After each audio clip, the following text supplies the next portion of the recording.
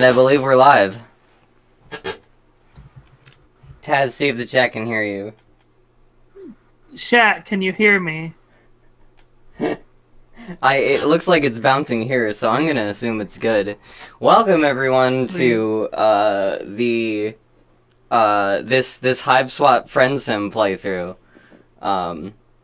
I got 2 songs out last month, and I have a stream day to burn. And my friend Taz, who is very, very, very into Homestuck, much like I used to be. Embarrassingly into Homestuck. We've been talking. That's a on my business card. We've been talking about doing some kind of a stream or a collaboration. And one little fun thing I thought we could do is check out this here. Let me pull it up on screen. Get rid of that. Do this Hiveswap Friendsim thing, which I am completely blind to. I've seen a few of the troll calls, but I don't know like anything. I don't know anything about this. I've seen like I've seen jokes about the hot dog troll. It's about it. Well, today you'll be discovering friendship.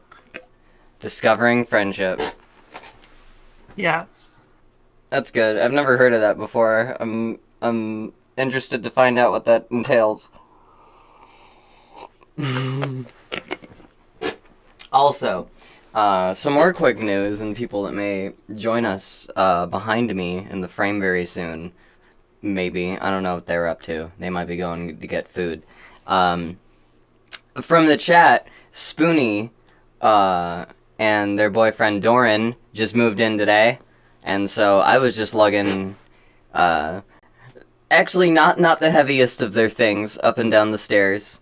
But still, I took about 5 or 6 trips up and down the stairs today, and I'm feeling pretty exhausted. So this is gonna be a fun way for me to chill out tonight. Yeah. And if we get joined by my new neighbors, we can have some banter. So without further ado, let me start this thing up here. I wish there was a way for me to... Oh wait, let me go into Discord really quick, and let me see if I can get screen share. Congrats on the roommates, by the way. Yeah, thank you.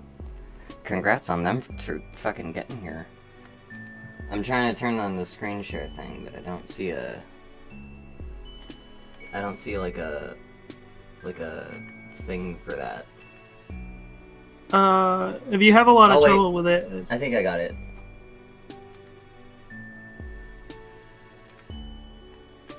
It's gonna share super slow because I'm streaming, but yeah. Can you see it? I can also... Yes, I can see it. Okay, awesome. I can also just follow it on YouTube. Oh, that's right. I'd rather give you the, you know. Yes, sounds good. Have you be more in sync. Alright. Man. Okay, there we go. I have the setup I want to have. Oh boy, the chat. Gorgor, Sarava, valid opinion, but I say Sarava is the best. Brony and Skull are top faves. Hot dog troll is a good troll. Everyone's got opinions about these trolls, and that makes me excited. Yeah, these are some good trolls. You're in for some quality trolls.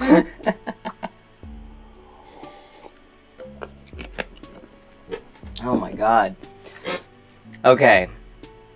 So, I'm waiting for this this TV up here to start up because I want to see if I can throw the chat like right up. It'd be easier. While that's doing that though. Right. There it is. One more second, then I can commit fully to this new Homestuck experience. Mm-hmm. So Next just to fill has you an in... incel in it. Fill me in. Oh god. We know who the next volume is now already? God damn it. So, just to fill you in, and anyone who hasn't read Homestuck or knows what the hell the Friendsim is, basically the concept here is you're playing as the MSPA reader who crash lands on Alternia and is desperate for friendship. And that's the whole thing. Okay. See, of all the characters in Homestuck, I would have to say that the reader is probably the one I relate to the most whenever the reader appears. Honestly, same. I think that's most of us. His expression speaks to me. Alright. Yeah. Hot dogs are disgusting. Okay, let's not get into the weeds here. Let's start this game. Of Bloodthirst and Bratwurst. You've only got Volume 1 unlocked, so the other volumes probably haven't installed yet, so that might require a bit of an intermission if you want to do that. Yeah, well, we'll start with the first one, and we'll see how far we get. You said each path is about 30 minutes? Each character, like, exhausting all of the different paths for each character is probably 30 minutes. Okay. Per character. You can feel free to just check out whatever endings you want to check out and stuff. Well, let's just hop right into this. This is gonna be fun. Of Bloodthirst and Bratwurst. Yes. You've just crash-landed on a planet called Artonia, and staggered from your smoldering wreckage of your ship. You are now completely alone in a strange world. Desperate for information, for provisions, and for possibly a bit of medical attention. But most of all, you are desperate for friendship. Friendship. Won't someone on this godforsaken rock be your buddy? Any weirdo will do. You're not that picky. Let's get me out of the way. Let's show this text off. Hang on, what's this now? Is someone approaching? Oh boy. Oh boy, the first decision. Yeah. I kind of like Hot Dog Troll. The Hot Dog Troll is the less Vriska experience. The less Vriska experience. Yes. You know, I want... let's get the Vriska experience out of the way first. Let's go with our data. Yes, someone is approaching. A strange, gray-skinned alien clad in blue. Perhaps they will make for a good friend? Oh! Dear God. And just what are you supposed to be? Your stammering reply eventually conveys that you are a lost traveler who is hungry and probably in need of some medical treatment. You're also really lonely and wouldn't mind making a new friend right about now. Oh my.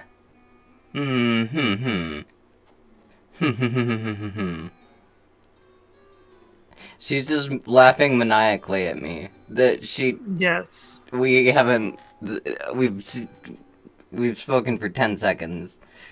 She's doing the 90s female villain anime shoujo laugh, which is like my favorite thing in the universe. How funny this is. How very droll. You want to be my friend. It's too much, this thing at my doorstep, wishing to know me in any capacity. The hilarity somehow escapes my ability to capture with maniacal laughter. How rare. You apologize for your presumptuous request. You hang your head, turn around, and begin to walk. And just what the fuck do you think you're doing? Who invited you to leave? What? Who invited you to leave? She's probably a Vriska, as advertised. This is pretty Vriska. You stop in your tracks obediently, and turn to face her again. Your possibly broken ribs are throbbing in pain, but this does not strike you as the right moment to exhibit weakness. It dawns on me that we may have gotten off on the wrong saunter pod. Where are my manners? Ghastly behavior on my part. After all, it isn't your fault you seem to be some sort of hideous freak, is it? And such a tragic creature cannot be held responsible for such a devastating shortfall of social competence.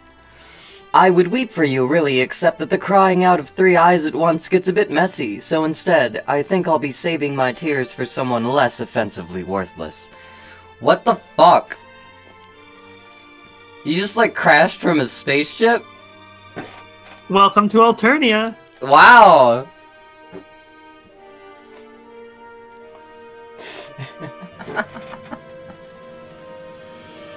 Welcome people who just showed up to the stream. There's a lot more activity than usual. Oh my god. You try to remain stoic while your confrontational new friend decides what to do with you. Unfortunately, you sniffle slightly. Oh. Oh my, oh dear, you're sad? So amusing to me, mildly endearing even, perhaps. I'll decide later if it's endearing, once I have more information. It's entirely possible I will retroactively decide it's disgusting. But for now, try to put yourself at ease, you completely pitiful fool, and not one more sniffle.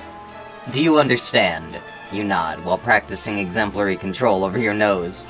You've gotten yourself so agitated. I wonder why. You have nothing to worry about from me. Of course, I will be your friend. Conditionally, I mean. There is a chance the designation will be formalized, if you believe in ways that I approve of, starting now. If you behave in ways that I approve of. Wow. This is controlling. Perfect. We're just here for Taz, says Luna. Thank you. No. We're all here for friendship. Let's call it a friendship in progress. Agreed. Your heart swells. This is what you've been waiting for. A new friend. Oh gosh. All you have to do now is try not to fuck anything up at all. Preferably for many hours. Possibly for many hours. Wow. Come into my hive, this way, after me. You look like you could use nourishment. I don't know what it is that whatever you are eats, generally, but it doesn't matter. You will eat whatever it is I have on hand, if I tell you to. How does that sound? How does it sound? Oh, I have a choice. Yeah. It sounds fine, I guess. Get the fuck out of my face and never come back. Okay! Rejection. Bye. Wow! You did it. You beat the Friendsim. How do you feel? I feel like I've been looking for friends in all the wrong places. Yeah. It doesn't get less Vriska from here. Well, yeah. let's keep, can I... Oh, okay, I can't do that.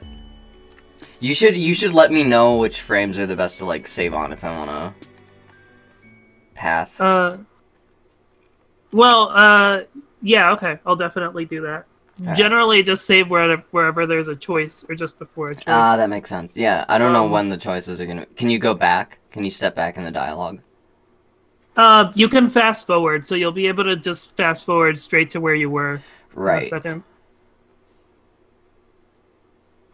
You can go back. I'm not sure if you can go back from a choice, though. That's a functionality they added kind of recently, so I haven't tested it out too much. Let's go back. Let's go back through our data and see if we can... So I can fast forward. Whoa. Yep. Whoa. Okay, yeah. I see that. Okay, yeah, that makes what I was saying, like, not matter. It sounds good. Yeah, I'll do whatever you say. The Vriska keeps happening. Oh, boy. Obviously, it sounds good. You will definitely enjoy it. Oh my god, I got $6.90 from Jessica Freeman. Thank you so much. Aleph New. Oh, boy. Congratulations. Thank you so much. I guess that's Aleph? Is that Aleph? I guess so. Oh, Aleph Null? Yeah. Thank you so much. You can totally go back to it. Okay. These sound good. You will definitely enjoy it. You will enjoy everything I provide you with, and tell you to do. I can't imagine any sort of negativity or disagreement coming from one of my friends. I will assume that we share this philosophy when it comes to friendship. You say, oh yes, absolutely. You nod as enthusiastically as you can, without aggravating your broken ribs. You consider giving her a thumbs up as well, until you realize one of your arms is possibly broken too. You'll try to make sure she doesn't notice, though. It would possibly leave a bad impression. This is real. Yep. Like, that was the thing about, like, when I was playing Hiveswap, is just, like, this is, like, real. Yeah. It doesn't... It rings bells for me. Come with me, there's something I need your help with. You follow her into the hive. It's a bit gloomy in here. You suppose she's going to fix you something to eat soon, as promised. You pass through her kitchen and out the other side to another room? Okay. You guess dinner can wait. This way, try not to let any of your broken limbs slow you down. A good friend wouldn't allow such a trifling physical ailments to cause me any inconvenience. Oh, so you guess she does know you're injured. Fair enough. You hobble a little faster, though. Another door into a much darker room. And now, down a flight of stairs? It's hard to see. There are torches along the wall ahead. A monstrous noise rumbles below. Don't mind her. She's just hungry. She's always hungry, though. What's that? You're hungry, too? I've not forgotten. What sort of piece of shit friend do you take me for? You didn't remind her that you're hungry. You thought it, though. Can she read your mind? You hope not. That's going to make this friendship in progress a bit awkward. Also, just a question. Can the chat hear the music of the Friendsim? I don't think so. Oh, I can't okay. hear it. Oh wait, no. I might be able to. I just muted YouTube. Because I can hear us talking, so like that would happen. Oh yeah, it's coming. Yeah, through. they should be able to hear it. Yep. Okay. Okay. Game sound is fine. Alright, cool. You didn't remind her that you're... Okay, I said that. Here we are. This is where you will be most useful to me as a friend. What? You look around. With a sense of relief, you see no sign of whatever hungry thing was rumbling down here.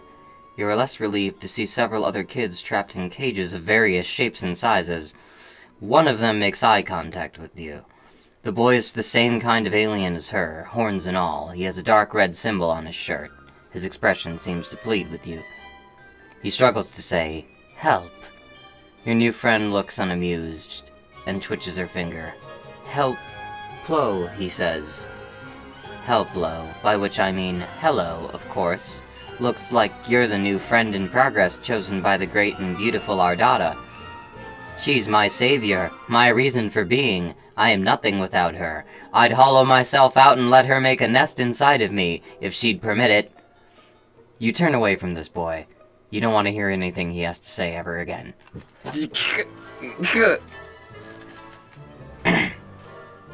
Don't mind him. What? Bless you. That was me laughing, that wasn't sneezing. Oh. That was me just like, what? I couldn't tell if it was like sounds of grief or just anything. I'm sickened in multiple ways. Yeah. That's reasonable.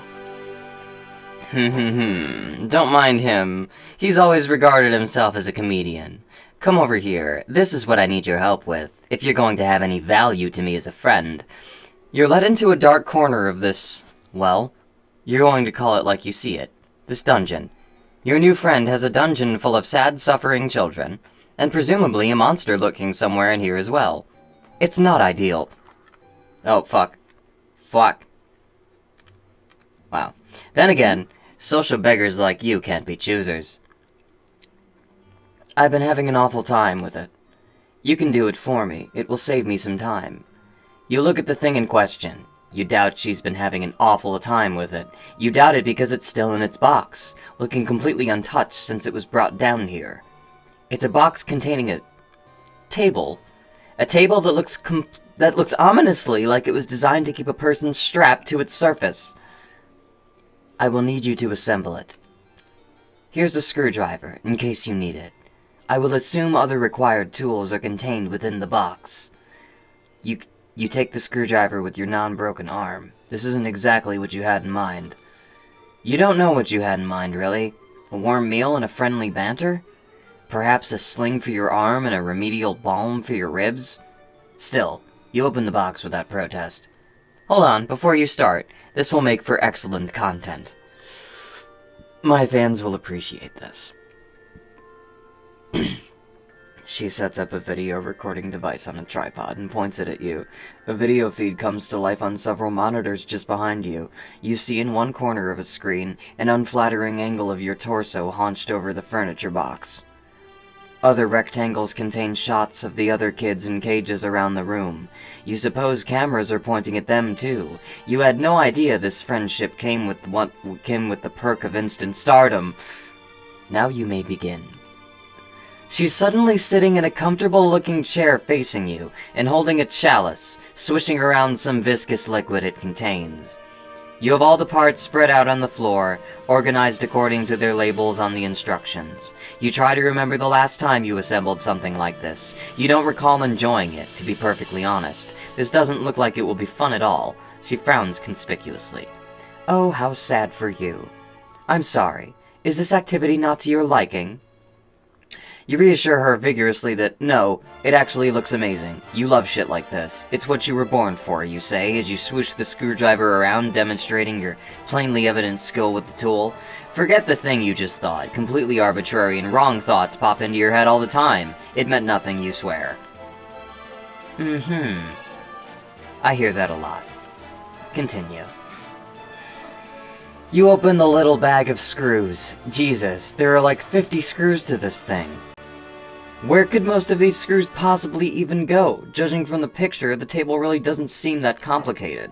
You look at your screwdriver, then study the screws. Every single one requires an Allen wrench. Does this thing even come with an Allen wrench? The instructions seem to suggest it does. You look around, but you don't see one. Did you open the bag too forcefully? Did the Allen wrench go bouncing off into a dark dungeon crevice nearby? Maybe you lost some of the screws too. Damn it. You begin to sweat and look around nervously. You check underneath one of the parts. No, it's not under there. You grip the screwdriver a little tighter. You wonder what to do next. I mean, I know what's gonna happen if I escape. I think I'm gonna assemble the table. You decide it would be best not to complain about the missing Allen wrench. Your friend would probably consider it bad form. You'll just make do and twist in all the screws by hand as best you can. Oh boy. This is so This cruel. is pretty much how every time... Yeah. What were you gonna say? Oh, just that this is pretty much how it's always gone whenever I've tried to assemble IKEA furniture. Oh boy. Luna's saying save. Oh. I didn't. It's really frustrating work, you're not gonna lie. Are you twisting the first screw? As you're twisting in the first screw, the grooves slip and the screw gets stuck, but you've already turned it in too tight. Now it's hard to get it out. You twist her in reverse harder, but your fingers slip and the table pieces start to slide. They're going to fall. You react to catch them, but it's too late. The heavier piece tips over and slams you in the broken ribs on the way to the floor. It hits the floor with a bang. The stuck screw pops out and goes bouncing 10 or 15 feet away, settling deep underneath a piece of dungeon furniture. God, you're probably going to need to get that. You hear a light chuckle. Good. Good. She takes another sip from her chalice and settles even more comfortably into her chair. Is she enjoying this? You think she's enjoying watching you struggle putting this stupid thing together. Maybe a little too much. Nevertheless, you continue. A friend is a friend, and you don't like to let your friends down. You've committed yourself to this project. You will get the screw out from under there a bit later. Maybe when you need the final screw.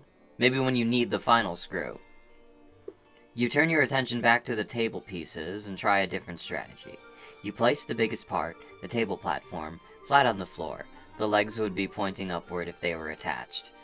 You position one leg in the right spot, in alignment with the holes, sit on the table platform, and steady the leg with your feet. You grab another screw and concentrate. This is just a description of someone putting together a table. This is devolved. She's making me put together IKEA furniture. She's sadistically making me put together bondage furniture. Welcome back to Homestuck. What the fuck is this? The Homestuck experience. This isn't friendship. I'm going on record to say that right now. This is not a good example of friendship for our children.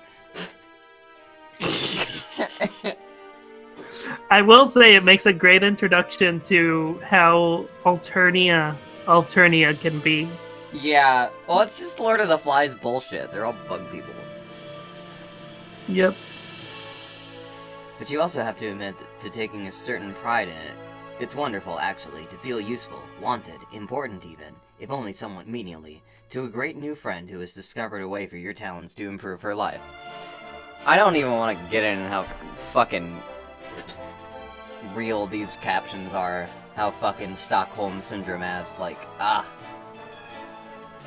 Okay, This is the best example of friendship for this generation, says Abysmal Clockwork.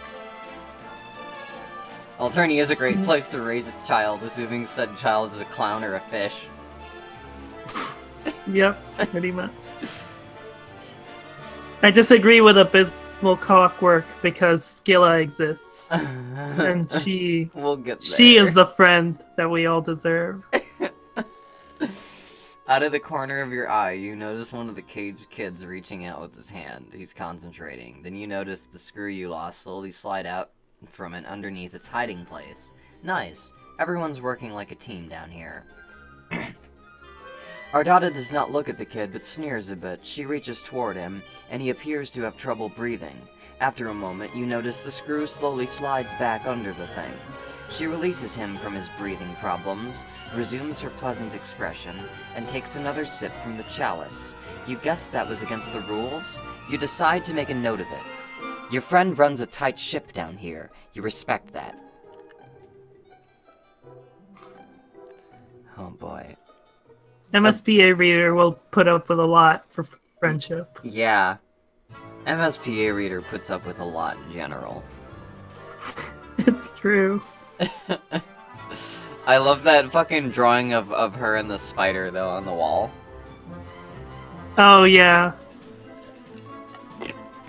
I actually didn't notice that. Yeah, so you're grubbing her looses. Okay. About an hour later, you have all 4 legs on, plus some other accoutrements attached. You wrestle mightily with the thing to get it upright, using your only good arm. It seems she may have forgotten about the final missing screw. You doubt the table needs it. You decide you won't bring it up if she won't. You give it a test. It's pretty wobbly since you were only able to tighten the screws with your bare fingers, but again, she doesn't seem to mind. She reclines, and has a look on her face which makes her appear absolutely enamored of your handiwork. She has finished her drink, and the chalice is on a side table. Some awful-looking thing crawls along the floor toward her. It looks like some sort of spider, the size of an average dog. Its abdomen is preposterously large. Actually, you think it's a huge tick? That's what it looks like. It settles just in front of her. She puts her legs on top of it and crosses them. It settles under their weight and grumbles. "Let's try it out, shall we?" You shrug and sit down on the rather rickety table. You're about to lie down, but she interrupts you. "No. You fool. You absolute fool. What do you think you're doing? That's not what I meant. Get up." You stand up, embarrassed. Again, without looking at the caged kid, she raises an arm toward him and beckons. He stares blankly and opens his own cage, which apparently wasn't locked? No, Siri. He shuffles vacantly over to your table and lies down on its surface. She looks at you expectantly. You aren't sure of what to do. What? You didn't think I'd be playing table stickball on that thing, did you? You aren't sure what table stickball is. Oh, you really are pretty simple, are you?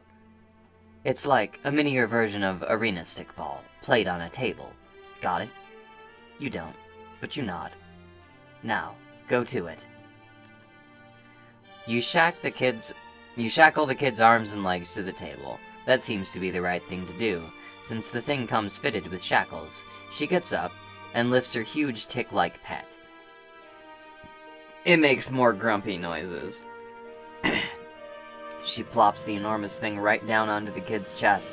He appears rendered unable to protest. The tick bites the boy's neck and begins to feed. She smiles and pats its swelling abdomen. Dark, rust-colored blood dribbles from the place where it is attached to the boy's neck.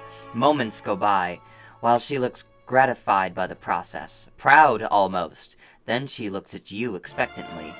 Well, you don't know what she means. The final screw. Aren't you going to retrieve it and screw it into wherever it needs to go? The job isn't done. I don't keep the company of many individuals who leave things unfinished, you know. Of course, what were you thinking? You should have known your friend wouldn't let that go unnoticed. Actually, You feel like an idiot thinking it would.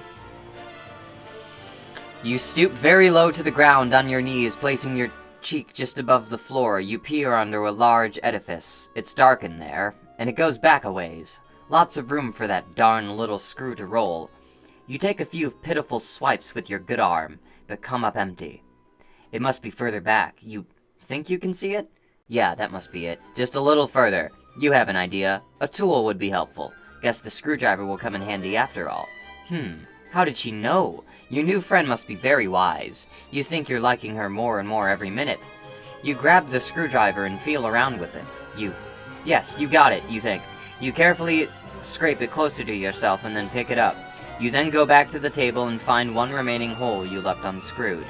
You slide under the table as a mechanic would with a car. There it is. The table is creaking and wobbling quite a bit now. The tick is really grabbing onto its dinner. Getting into its dinner, it seems.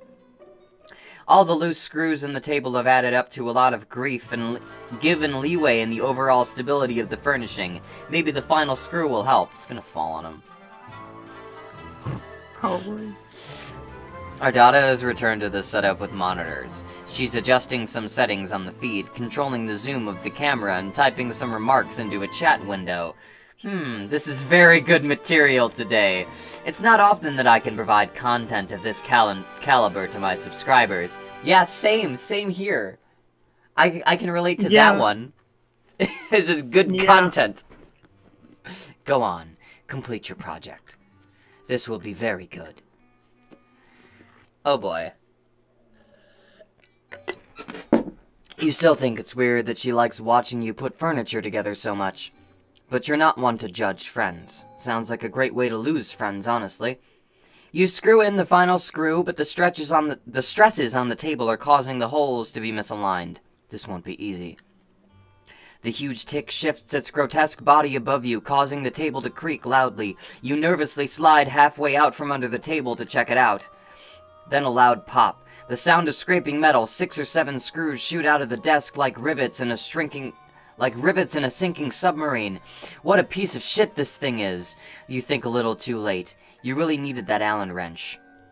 All 4 legs splay dramatically out from beneath it at once. Like a baby deer on ice, the table platform comes crushing down on your lower torso, breaking your pelvis. You bellow in pain and flail to pull yourself out. You forget that you're still holding the screwdriver. In your desperate flailing, you plunge the screwdriver into the fat abdomen of the tick, which begins gushing out rust blood with great force, spraying your entire upper body and face. The beast begins thrashing wildly and screaming. You can't see your new friend due to the blood in your eyes, but you can't imagine she's thrilled about what's going on here. Your annihilated pelvis is in perfect agony. You have to get your miserable torso out from under this shitty table. You have an idea. With your broken arm, you start slapping the big ass of the screaming tick while yelling yeehaw. You clutch the screwdriver handle with your other hand hard. The blood-gushing monster starts kicking and rearing, then blasts off across the dungeon floor like a pig at a rodeo. You hold on for dear life, still blind, but your plan works. You've been pulled out from under the tomb you've spent the last hour constructing for yourself. Gee whiz, that's fucking awful, says the chat. Says Montgomery. Yeah. Welcome to Homestuck. Yeah. Oh my god. You hold on for dear life. Still, what were you gonna say? We're finally home again. Yeah, this is it. This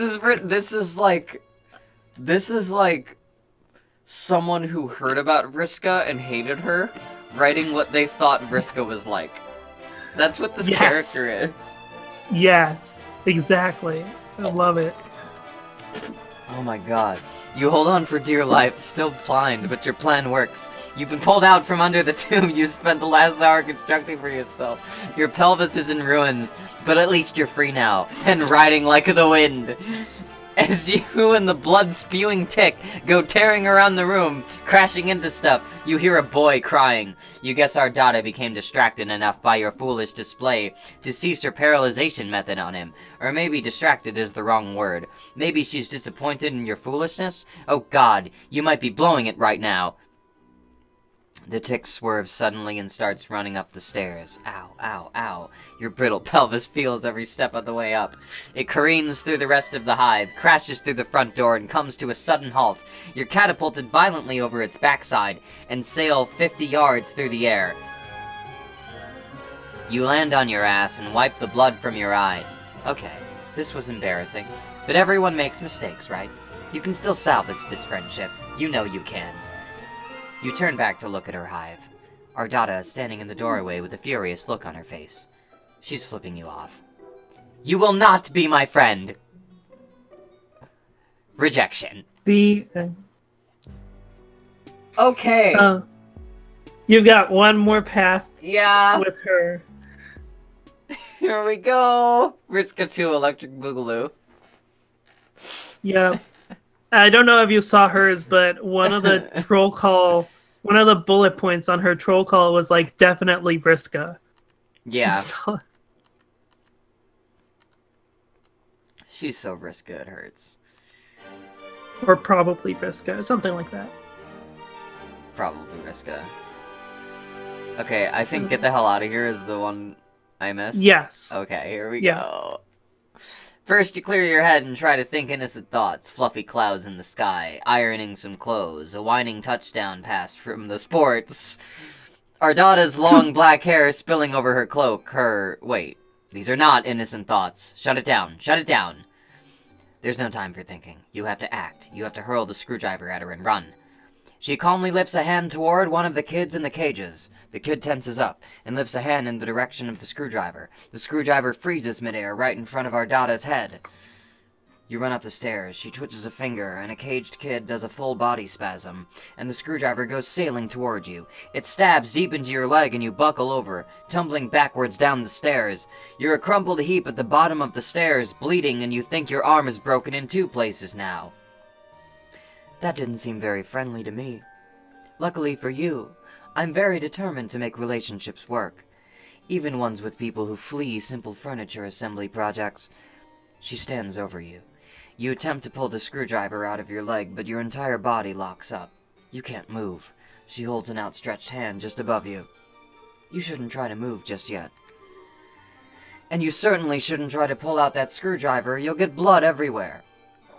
To my 3 little eyes, under the present conditions, it seems to me that you're the only one of us should attempt walking up these stairs.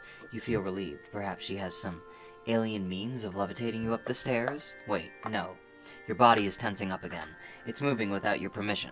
You get to your feet, without taking the screwdriver out. Wow, that hurts. What is she making you... Wait, she can't be. She's right in my face now. Yep. You hold her as a groom would hold a bride. She wraps arms around I think you neck. Skipped the text Oh, box. did I? How do I do that? How do I go back? I think if you just click on the left, you'll automatically go back. No. No? I guess it was added. The volume. But I think if you press the little chat box thing next to the fast forward, you'll at least, yeah. Nice strength. And pick her up entirely. The pain from your arm is excruciating. Arms with broken bones are not meant for heavy lifting. The additional weight of your wounded leg isn't great either. You hold her as a groom would hold a bride. She wraps her arms around your neck to hang on to you in what strikes you as an overly familiar manner. She looks directly into your eyes and grins. This is better. Now, onward and upward, new friend. Jesus Christ. There's an option in the settings you have to enable. Okay. Can you roll back, slide, left? Got it. Your legs begin to operate without your consent. They wobble and struggle under the weight. The wound throbs. You lumber back up the long flight of stairs, carrying her all the way. You take her back to the kitchen and set her down in a chair, seated at the table. You didn't think I'd forget about dinner time, did you? Let's put your unfriendly behavior behind us. It's a good thing that I'm benevolent enough to overlook disgusting acts of betrayal. You may have noticed I keep several friends in my hive who I have similarly forgiven. Consider the transgression blood beneath the abattoir. You exhale. Now that she mentions it, yes, you are hungry. Maybe a warm meal will lift your spirits and get this heretofore turbulent friendship back on track. Maybe you'll even get the chance to pull this screwdriver out of your leg. You pull a chair and attempt to sit down, but your legs lock up, and you stand again. Apparently, this was not the right thing to do. Oh, but why are you sitting? There's cooking to be done. You stagger mechanically over to the fridge and open it. You pull out a large hook, a large hock of some kind of alien mystery meat, and put it on the counter. What's this? It doesn't give a shit about consent. To be fair, Vriska and RNA kind of disregarded it too. Yeah. Mm-hmm. These aren't good people. Yeah. No one in Homestuck is truly a good person. And anyone can be like, oh, but so-and-so is so pure. No, nobody. Nobody is pure in Homestuck. Okay. You stagger. Purity doesn't exist. What? Purity doesn't exist. Purity doesn't exist. In real life and in this universe alike. Yep. That's what makes it so real. Ceruleans are just like that, you know? Yeah, that I've been having, like, what the fuck is up with cerulean bloods? Why are they like that? I get that they're, you know, like, the, you know, they're the elite that aren't, like, evangelical about it, but does that just innately make them all shitty, maniacal people? Like... Well, I'll have some words to share on that after we finish this particular timeline. Yeah, so to speak. let's get through this. You stagger mechanically. Okay. With your broken arm, you reach in anguish for the big dangling meat cleaver.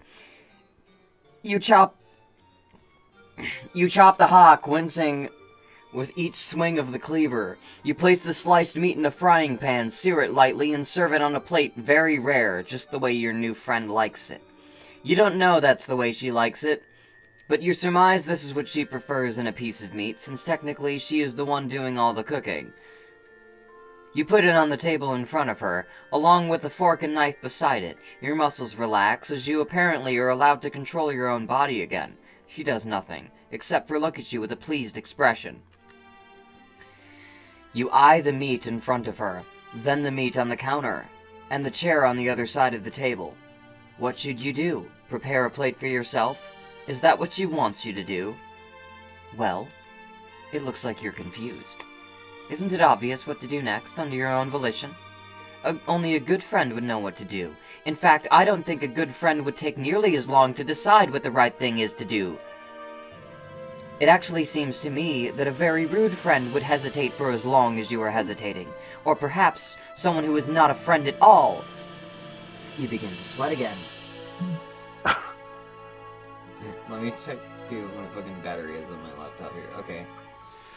You begin to sweat again. You clearly don't have much time to make up your mind. If you wait for even a few seconds longer, you will probably be guilty of being a bad friend. Maybe even a dreadful one. That's not the type of person you like to think you are. What will you do? I don't have a choice. Yeah. Chop the hock sounds like a euphemism. Or a dance move. That's true. It does sound like a dance move. A bit of both. We're gonna go out tonight and be chopping the hock. Ugh. Do you want to meet up with me and chop the hock for a while? That's bad. I think I'll be good.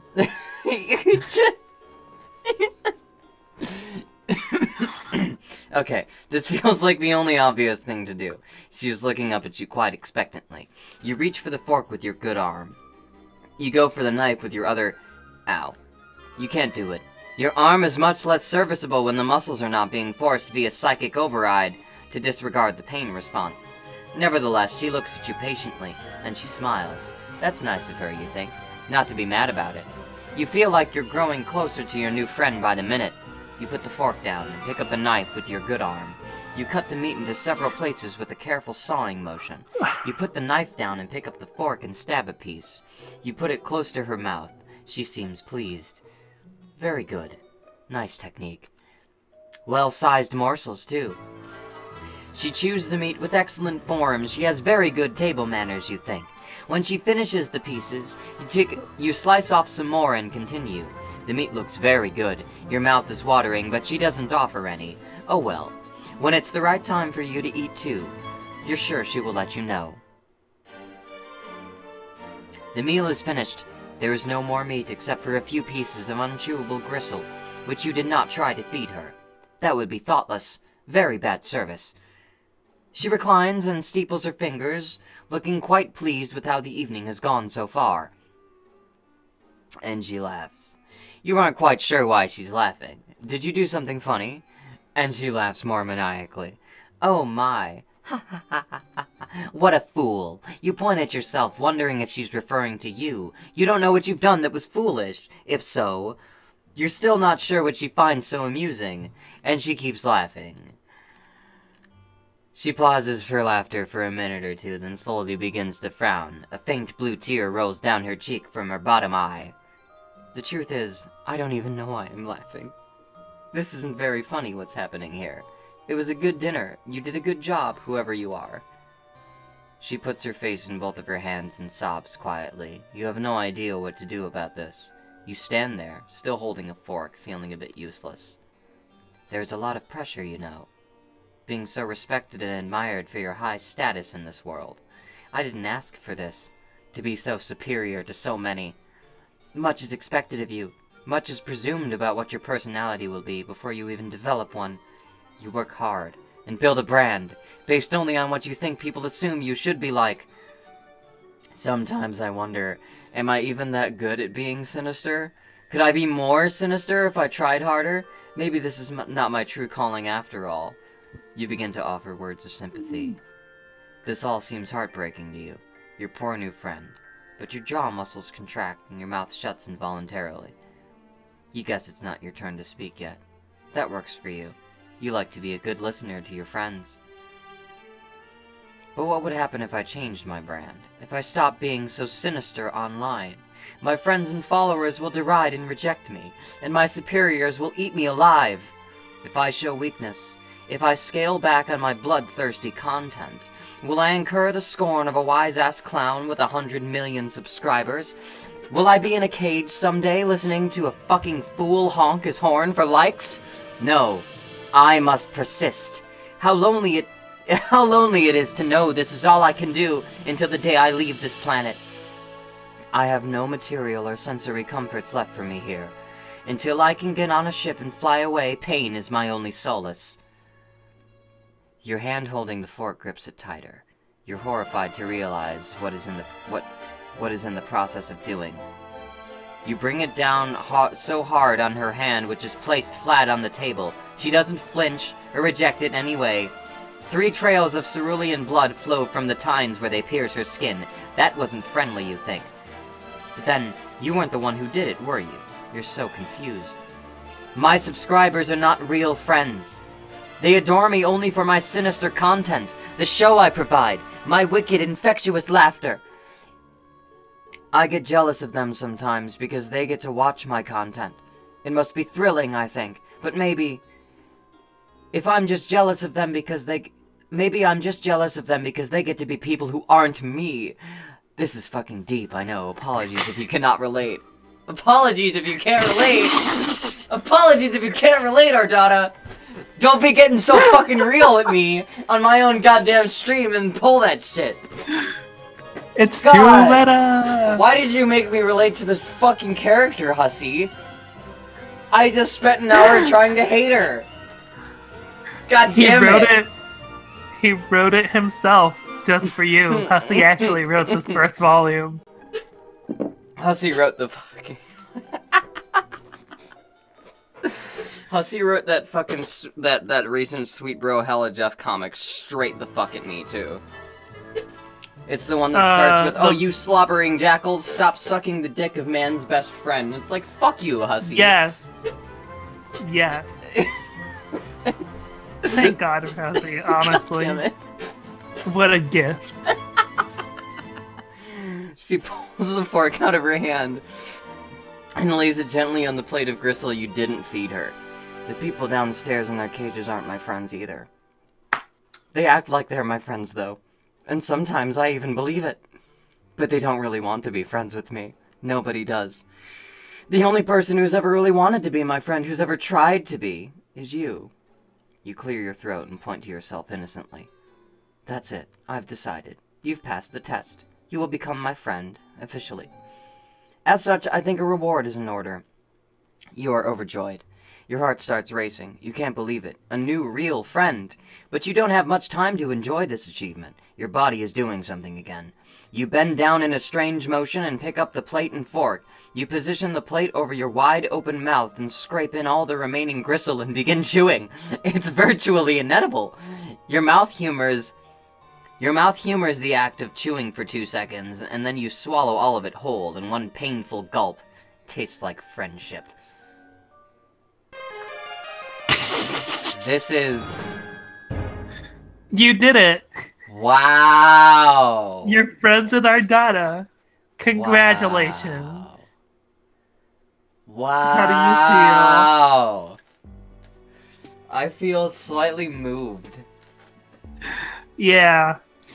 That was intense. I forgot that Hussy is this dark. I forgot Homestuck was this dark. That all happened when I was a kid, and I forgot how dark Homestuck is. Somehow, I've been normalized to it. Being reintroduced to Homestuck again is like, whoa! Yes. My favorite thing about it all, the Friendsim so far is like obviously there's class-pick stuff and getting to know new trolls, but it really feels like the overarching story of the Friendsim is just exploring how Alternia itself, just in its design, is just made to hurt people and pit these trolls against each other and against themselves. Absolutely. And I, you know, the thing I was saying about ceruleans pretty much got answered in the next section. Wait, how old is Case? I'm 24. I've been around. Homestuck started when I was 13. I didn't realize we were the same age. That's amusing. Yeah. How do you think I was, like, older or younger? I thought you were older when we talked about it yesterday, because the way you said when I turned 24 at one point that was last year. December. Yeah, you made it sound like a long time ago, so I was like, oh. No, my life's just an adventure, and I view relatively recent things as things that happened a while ago, because shit doesn't stop ever. Yeah, relatable.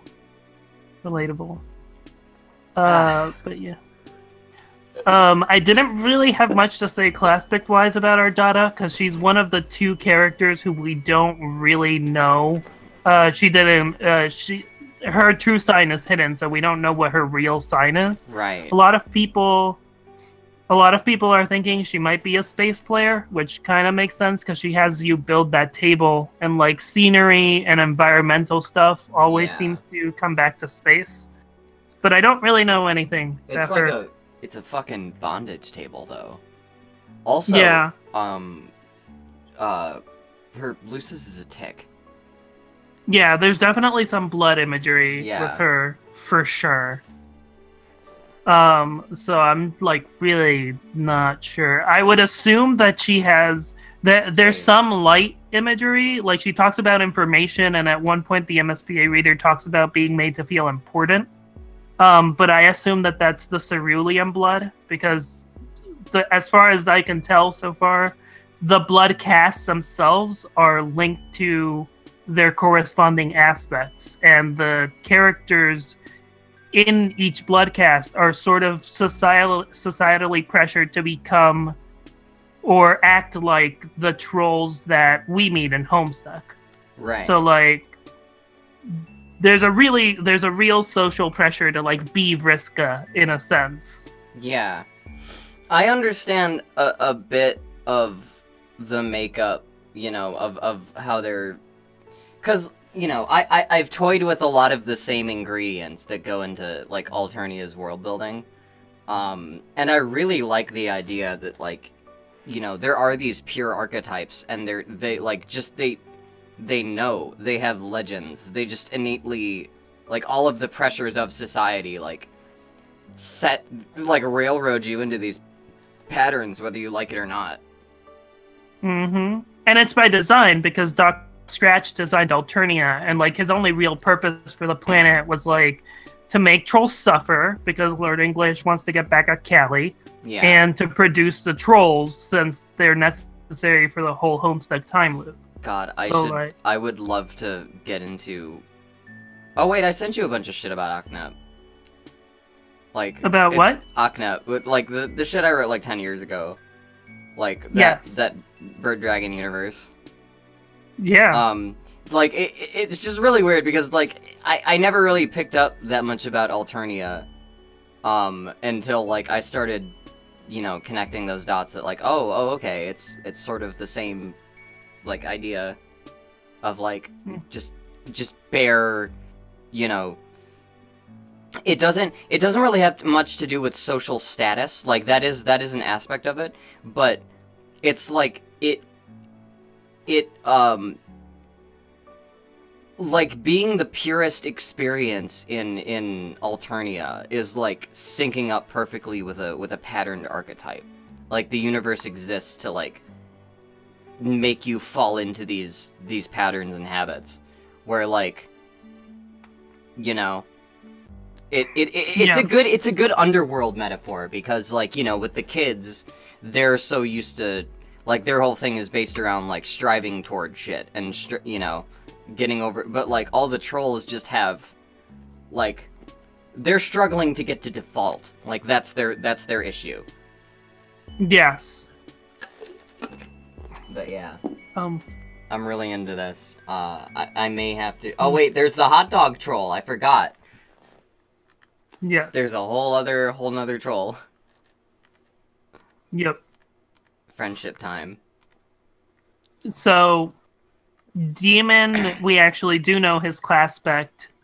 He's supposed to be a hope player, okay, according to his true sign. But what we see with him is also a lot of time influence that I'll point out when we see it. And like the general dynamic seems to be the same for every troll, which is their true sign aspect will come up with in association with like them actually being happy and coming to understand themselves, or like anything like that. The time, the blood aspect stuff seems to come up in correlation with stuff that confuses them, or with the circumstances of their life more often. So it's almost like you can view the other aspect as like a corrupting force on their true nature, which is like fascinating to me. It's like a moon sign sort of thing. Kinda, yeah. Interesting. I just want to say about the hot dog troll. He reminds me of a Rust Blood fan troll that I made up way back in 2012. Whose name was Getty Momspa, who was a spaghetti troll. He was a he had the flying spaghetti monster on his shirt, and he was dressed like Eminem. His name was Mom Spaghetti. He sounds amazing. Getty Momspa. His blood type was Ragu. Canonized. Yeah. Canonized spaghetti moms. Yeah, I should. I gotta find a way to get Getty Momspa and Homestuck. Yes. But so let's check out Demon Shikali. Wiener Boy. Yeah, Wiener Boy. Yes. Also, I love Wiener Boy. Also, Luna, I did turn on the thing that lets me roll back the thing. So, I will be able to do that. I will be able to save. Getty Momspa. Yeah. Fucking Mom Spaghetti. It was a good OC. I gotta find the sprite for him. It's somewhere like buried. Okay. Someone is approaching, a strange gray-skinned alien with a cozy-looking vest. Perhaps they will make for a good friend? Oh, he puts all of his text in buns. Yes. Oh, that's adorable. I love him.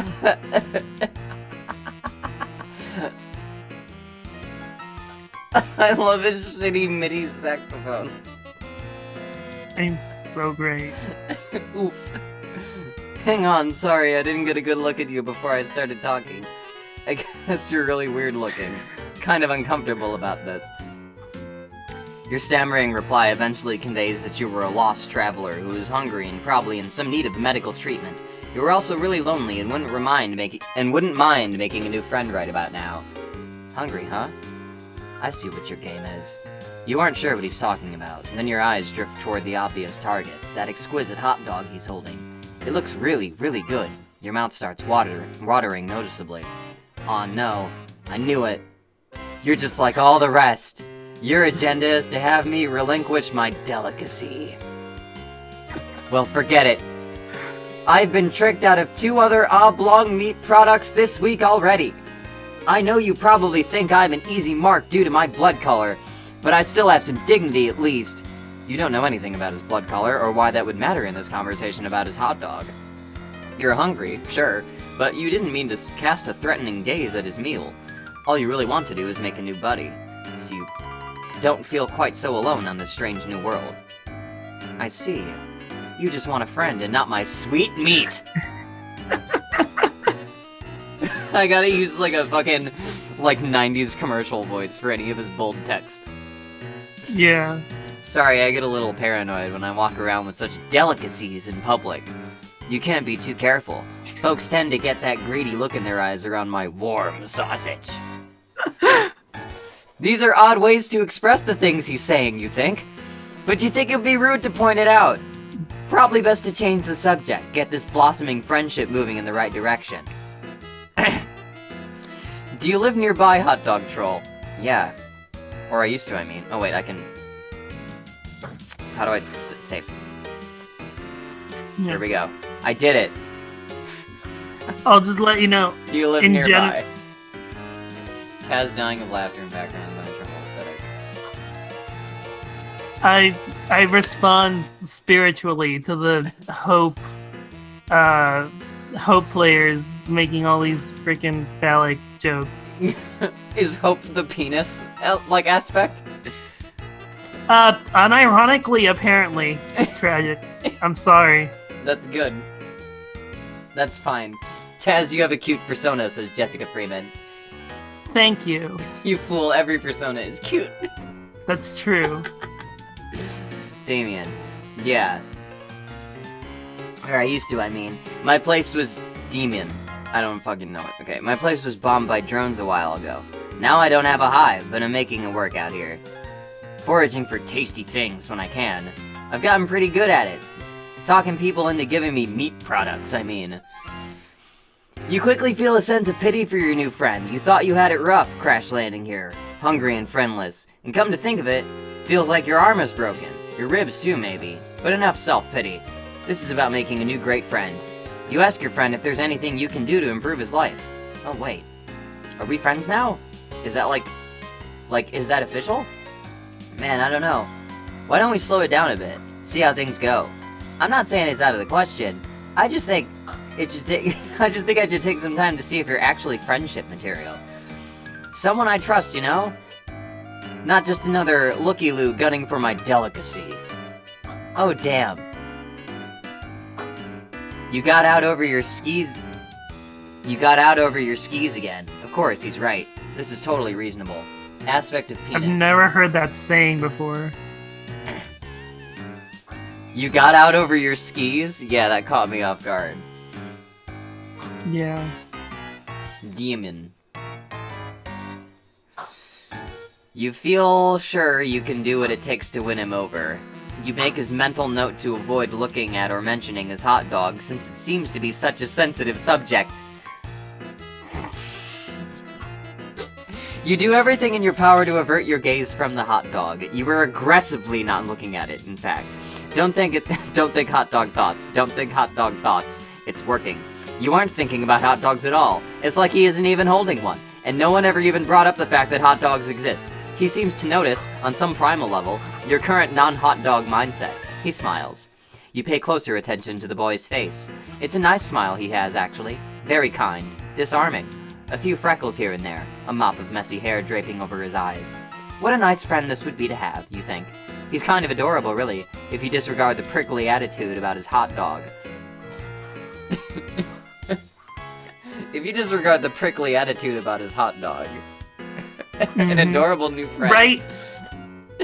right off the bat, you see Hope start surfacing in two really obvious ways where, like, he's immediately got the MSPA reader making believe that there just isn't a hot dog there. And He's developing these, like having another person keep up suspension of disbelief just as a result of their conversation. Mm-hmm. Pretty much. And of course, there's this attraction thing going on, and Hope players always seem to deal in attraction in some way or another. Right. The transcendental beauty archetype.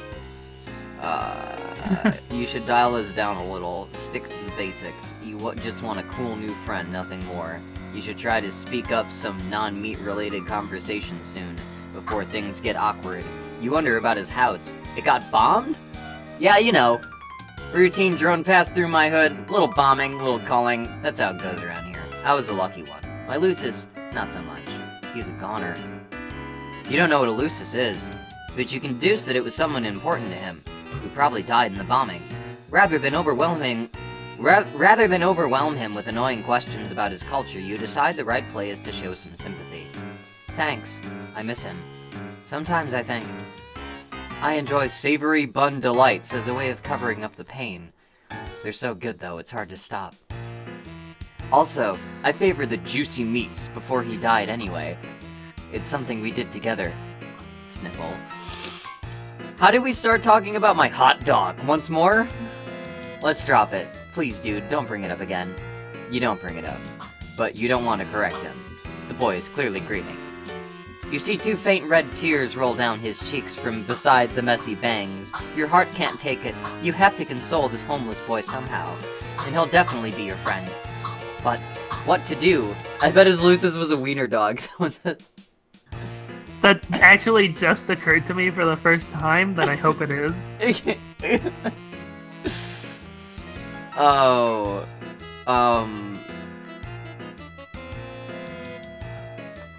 Alright, but what to do? Should I give him a friendly pat on the back or a reassuring hug? I don't think there's a way to mess this one up. You're in for an adventure either way. Here we go. You keep it simple and pat him on the back a couple times. Everything's going to be okay. Since you're his new friend, or at least working toward earning that status, he has a new ally to help him with whatever comes his way. He wipes his tears and appears to get himself back together. Your friendly gesture worked. You're right. I shouldn't let the past get me down. In a way, I'm free. I'm off the grid. They probably think I died. No need to worry about knocks on my door because I don't have a door anymore. Maybe I can live off the land for the rest of my life, scrounging for scrumptious indulgences whenever I may find them.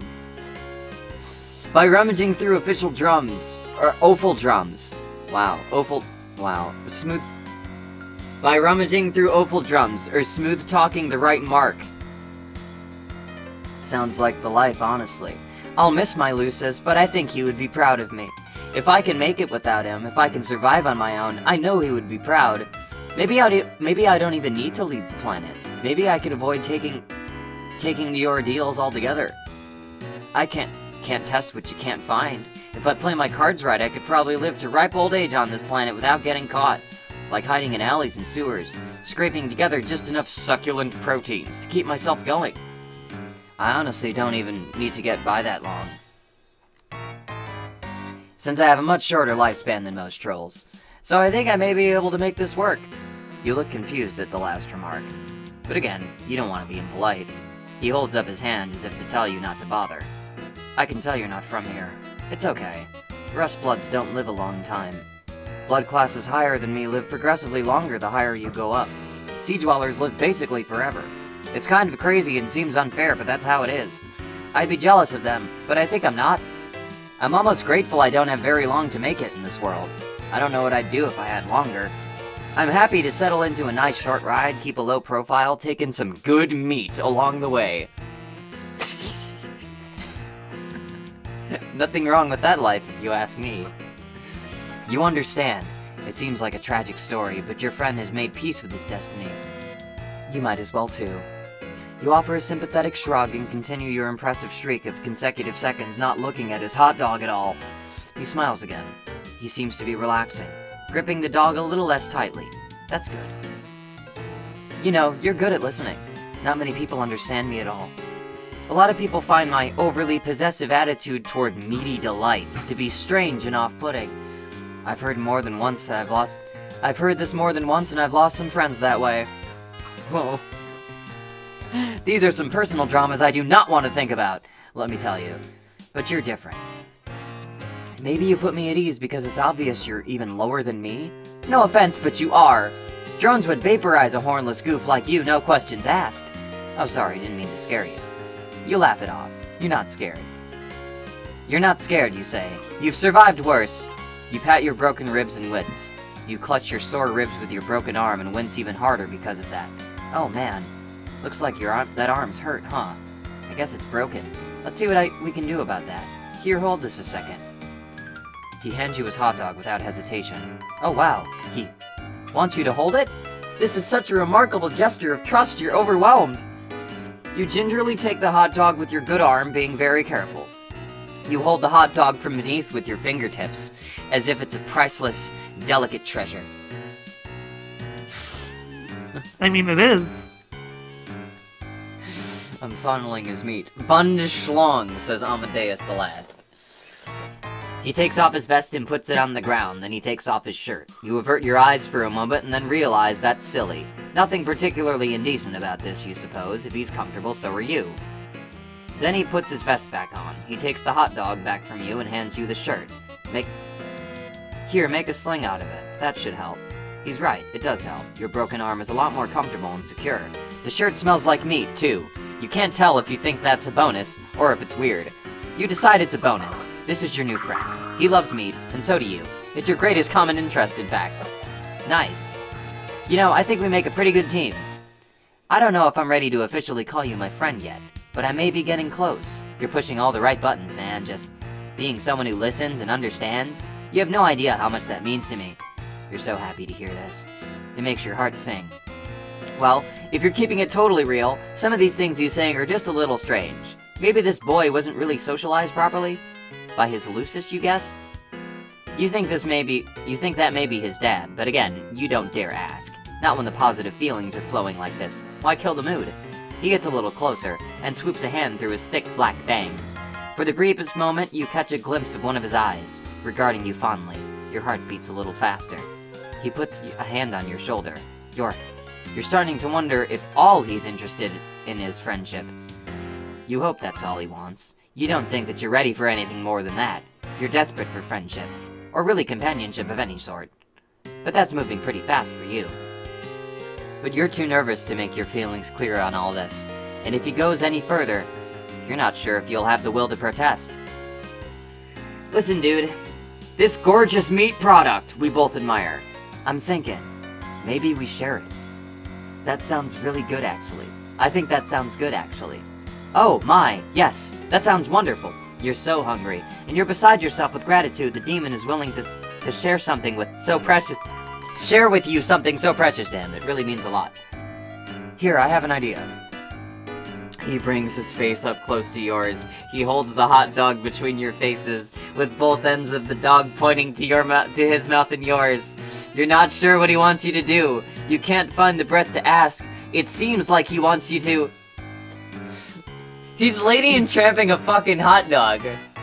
Yes. Yes.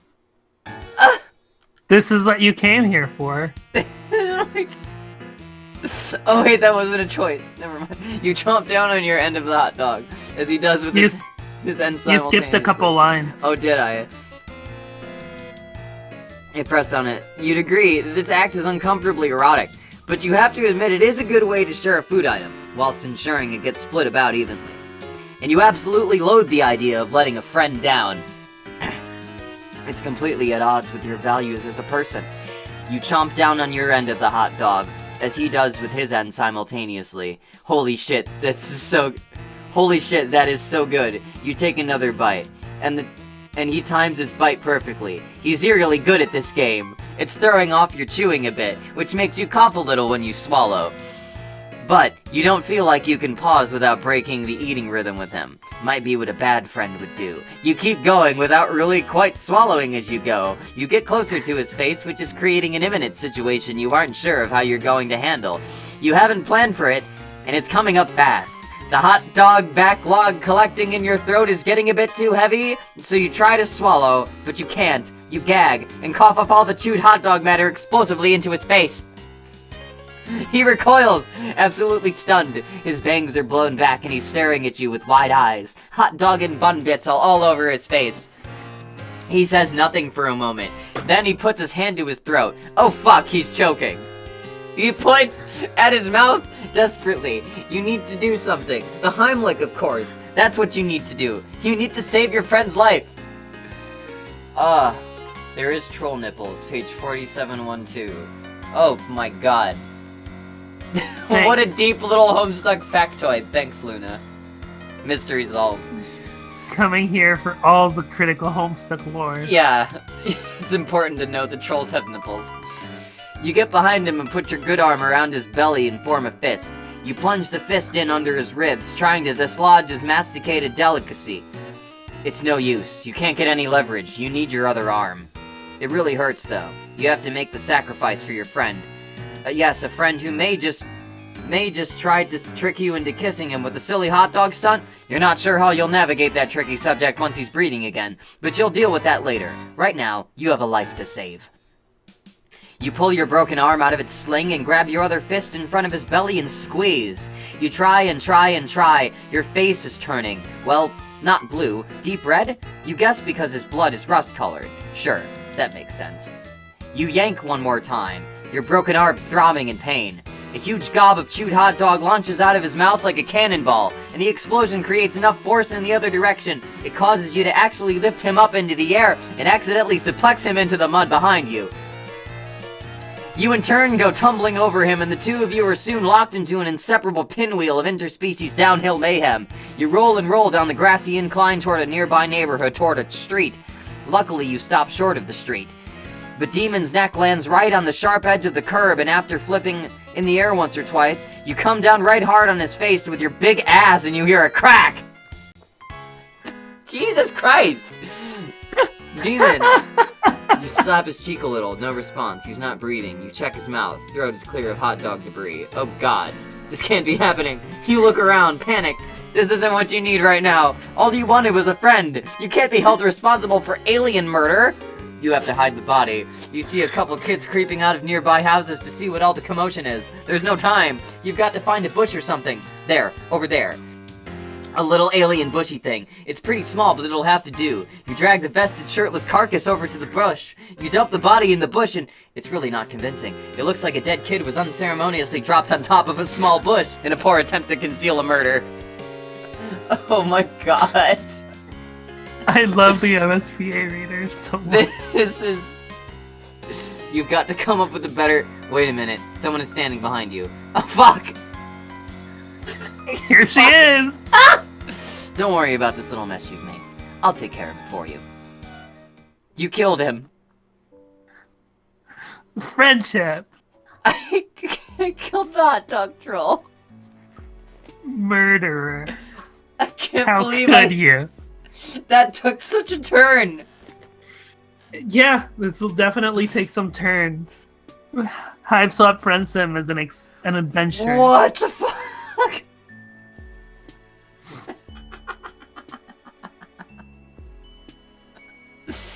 Jesus Christ. Yeah. Oh my god. Another half an hour, too. Let's load up one of the choices. Let's go early. Let's go early in the... Okay, so... I think I asked if he lives nearby before. Yeah, if you can ask if you can have a bite of a hot dog. You definitely didn't. What's all the F's? Hang on. Oh, they're pressing F to pay respect. Oh. It always takes me a minute to recognize that. Oh my god. I'm gonna get a drink really quick. I will be right back. Okay.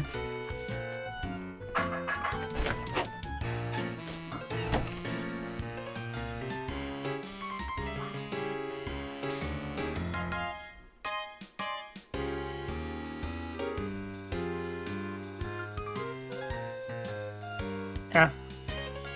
Yeah, we're definitely gonna play all the other demon endings at the very least.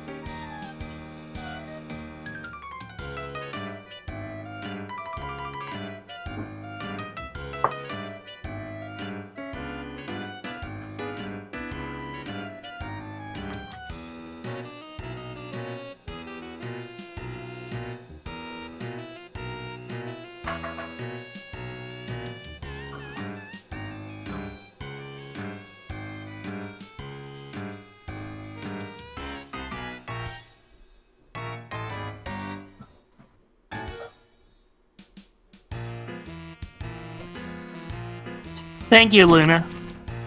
Ah.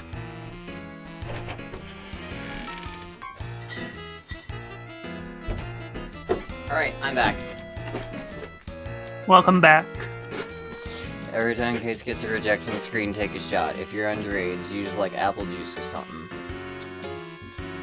I can't endorse that on my stream. Apple juice is bad for you. It is. So I is wish alcohol. I had some.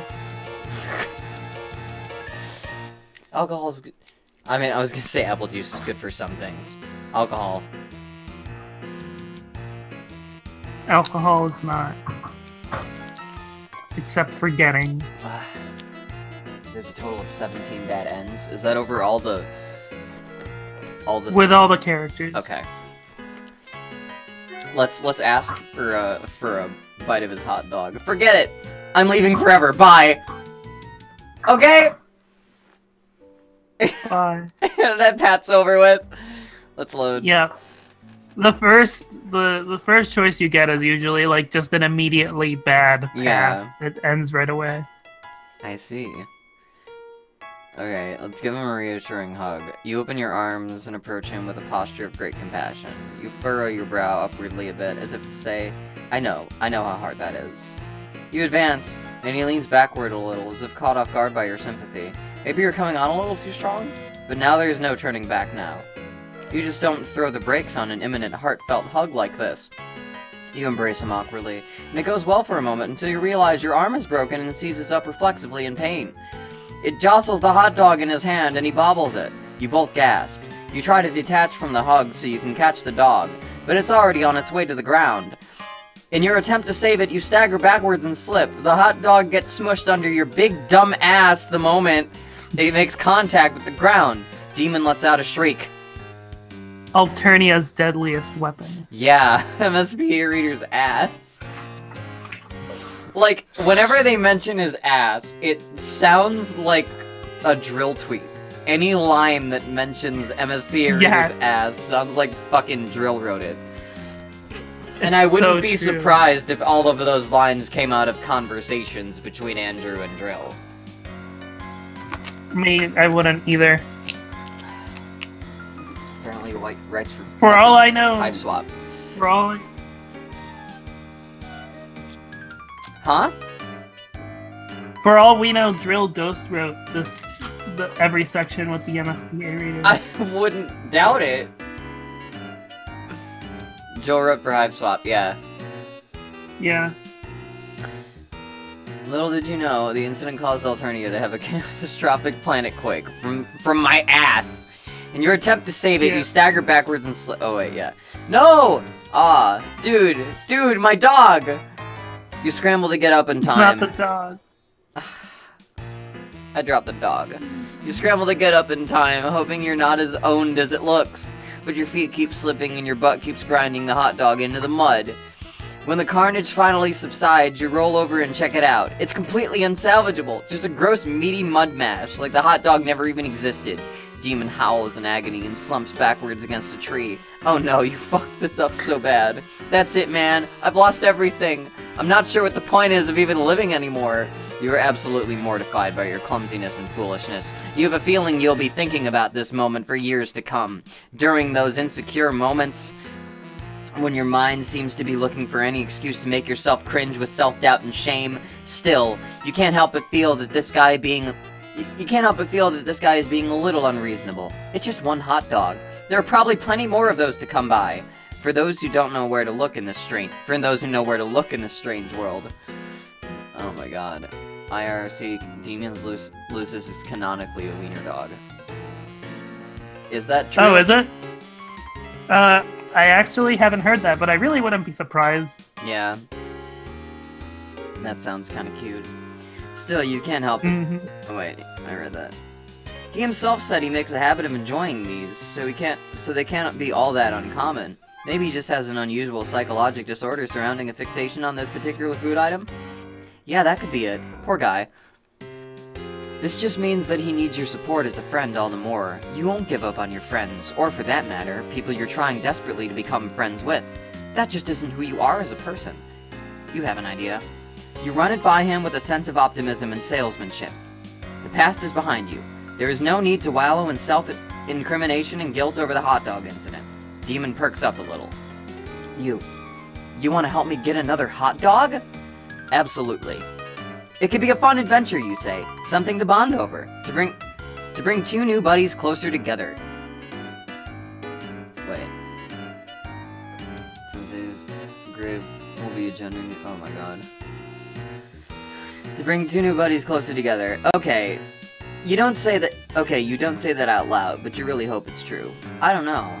Could be a long shot. Sometimes it can be days before I'm united with another plump treat. Glistening with perspiration. Steaming, relaxing comfortably in a soft, melt-in-your-mouth loaf. Damn. Now I really want a hot dog. I guess I don't have much choice but to take you up on your offer, do I? What do you have in mind?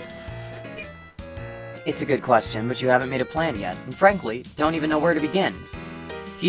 But he's interested in spending more time with you, which is the most important thing. You'll figure something out. You decide a display of confidence is called for here, a real show of leadership to improve morale. You smile, hold your head up high, and tell him to follow you. You know exactly what to do. Well, not really. But you give no indication of that at all. He's definitely intrigued. You've got him hooked now, you think. He's probably wondering if he hit pay dirt, finding a new friend with the hot dog hookup. Of course, you don't have the slightest idea where to find a hot dog, but you've got to admit, you're enjoying the feeling of being important and valued by a potential friend. You don't want to do anything underhanded, yet you can't help but feel you should probably milk this social gambit for all it's worth. This way, you say, as you begin marching confidently in a random direction. He obediently follows and begins rubbing his tummy. You begin to feel nervous almost immediately. You have absolutely no idea how this is going to play out, or if it stands any chance of resulting in a hot dog at the end of the journey. Oh well, you'll figure something out along the way. You lead him through streets, winding through the yards of strange-looking houses, and he follows. He takes care to make sure both of you are not seen, which could get both of you into trouble, apparently. The improvised, circuitous route appears to provoke his suspicion. Dude, are you sure you know where a dog is? Seems like maybe you're lost. Oh, absolutely. You're absolutely sure you know where to find one, you say. You just... throwing anyone off the trail who might have been following you. He nods solemnly, as if that makes perfect sense. Woo. I could have sworn that I did see one of the writers saying that. Oh. Oh boy. People are talking about thick meat in the chat. I mean, that's what happens when you dabble in hope players. And you're absolutely fuck deep in hope players at the moment. Yeah. Speaking of which, like, mentioning the hope stuff again, he's now got the MSPA reader hosting, like, this whole pretend game that Demon's, like, perfectly willing to go along with, even though it makes no sense. Yeah, it's that, like, you know, just having the experience sort of fucking... They've railroaded themselves into a roleplay that both of them don't really realize is one. Or, well, yeah. the MSBA reader does... Does realize it, but it's just, like, choking it down. Like, yeah, this is gonna work, this is gonna work! Yep. Yep. Just a note class-wise, it seems like, especially in association with the time stuff, Demon has some traits of a thief, but especially now at this point in the story, he comes off more like a seer, almost, as like one who invites knowledge of hope, specifically. Like he just kind of accepts understanding. It's a very Greek sense of hope, isn't it? Like a, you know, like the negative. It exemplifies like the negative parts of like the idea of hope, like the old Greek, like, you know, Iliadic idea of like hope can be bad because it can lead you to do fucking crazy things on an emotional whim. Yeah. Yeah. Definitely. Did you know that hot dog is an anagram of girl dick? I don't think that's true. I'm not sure how that works out. I don't think those letters are the same. There's 2 I's in one, there's 2 O's and another for one. There's not a... Well, there is a G. There's no C. Or K. That'd be a bit of a stretch. An anagram. He nods solemnly as if that makes perfect sense, but you can't keep him guessing like this forever. You've got to do something, take some bold actions to keep his interest in this Wiener Quest. Wiener Quest! That's what I'm gonna title. Wiener Quest 2018. Wiener Quest 2018. You say, this way, down here. What? I was just gonna say this is the exact content that I come to Hussy for. Persona anagrams to sour fan. What? Yeah. Sadistic what? Sadistic girls and boys on Wiener Quest. That's all I'm here for. Wiener Quest. MSBA. The next MSBA should just be Wiener Quest. Fuck Homestuck as an IT. New MS Paint Adventure. Wiener Quest. Yeah. The sequel to Hussy I agree. Quest. In the sewer? Yes, totally. It's just a short trek through the sewer. Shouldn't be more than another hour or several of sewer trudging. That is, if he still has some will to do what it takes to get his hands on more juicy dogs. Oh, hell yeah. You know it. After you, man. An hour later, you're so deep in the sewer, you've lost all bearings and sense of direction. You could be anywhere by now. You've taken so many crazy turns. Still, you don't let up for a second that you're lost. You've made each turn with decisive conviction. He's still following you, but now he's having trouble keeping up. Sadistic Girls and Boys on Wiener Quest is the name of my memoir, says Luna. That's a good memoir. Wiener Quest, the revival... I would read it. Wait, Wiener Quest, the revival of Bard Quest. That would make perfect sense!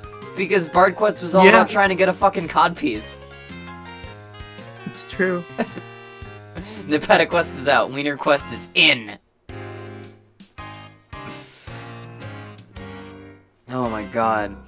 He's out of breath and struggling with the foul smell. Can't say you're enjoying it much either. But you can't let on to the fact that what you're doing now is anything other than the most casual routine for you. Like you do this every day, just a quick jaunt through the sewer to hit up his vast mythical trove of meat products. Okay, when you put it this way, maybe this all sounds a bit insane. Still, you're in too deep to second guess yourself now. Hey, I gotta stop and rest. I can't lie. I'm starving for a heavenly Frankfurter. But this might be too much for me. I don't think I'm cut out for this. You pause and look back. He's sitting down now, slumping against a filthy sewer wall. You're intensely relieved to say you may have just won this impromptu game of sewer hot dog chicken. But more importantly than that, this looks like an ideal time to show some sympathy and have a bonding moment with your would-be friend. You sit next to him and with your broken arm put a hand on his knee in a platonic but deeply understanding way. Your arm hurts when you do this, but it's worth it. Every little gesture counts when making a new friend. I kinda suck. My Lucis is gone. I don't have any skills, and most people think I'm weird for liking hot dogs so much.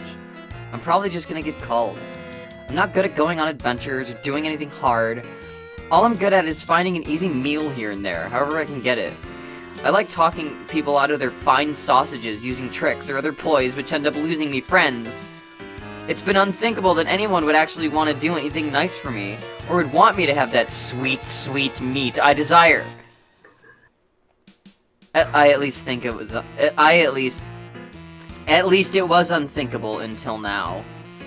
Your heart begins to race. Could it be? Is this shitty improvised sewer escapade actually working? You can't believe it. Nobody's ever done so much or worked so hard to try to get my hands on another magnificent banger. Sorry for being emotional, but this is new for me. I don't really know how to handle it. I'm so grateful. I'm so thrilled to call you a friend. Whatever you are. You're overjoyed. Unbelievable. It's almost too good to be true. What now? It's such a sudden turn of good fortune. You hardly know what to do. Should you hug the guy? Last time that didn't go so well, but this time he's not holding a hot dog with you to clumsily defile. So maybe this is your moment. Wait. What is this? A deep rumbling sound begins to echo through the tunnels. Oh shit! They found us! It's a drone, dude. I guess on, like, sewer duty? Sewer duty? Wow. Headcanon. Every time Demon says a bold text, he stares at a far angle at a camera like he's at a like he's on a sitcom. I need to get that sweet meat. I should put my camera back just to do that, but I have a feeling this is almost done. He gets up, grabs your hand, and sprints. He's a lot faster than he looks when motivated to get moving. He turns this way and that, as the rumbling gets closer. But he slips on something, and you both tumble into a river of horrific sludge. Bro! I can't swim, help! Your bad arm finds purchase on the ledge, and though it's very painful, you heroically salvage your friend from the muck with the other arm. He coughs and gasps for breath. You find a nearby ladder and shove him upward until he starts climbing on his own and following. You burst through a lid on the floor, and you both flop out of the hole, drenched in filth, smelling horrible and completely exhausted. But at least you're safe, you think. Hey, man. I just want you to know... Oh, I can't switch the camera now. Even though we didn't find the glorious treasure you were leading us to, I'm happy it all turned out.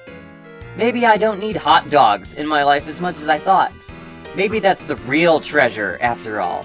It's been a journey for me, let me tell you. I'm learning so much about myself, about life, because of you. His bushy hair is slicked back from his eyes due to the sludge, and he's giving you an incredibly penetrating, soulful gaze of presumably pure friendship. Or is it even deeper than that?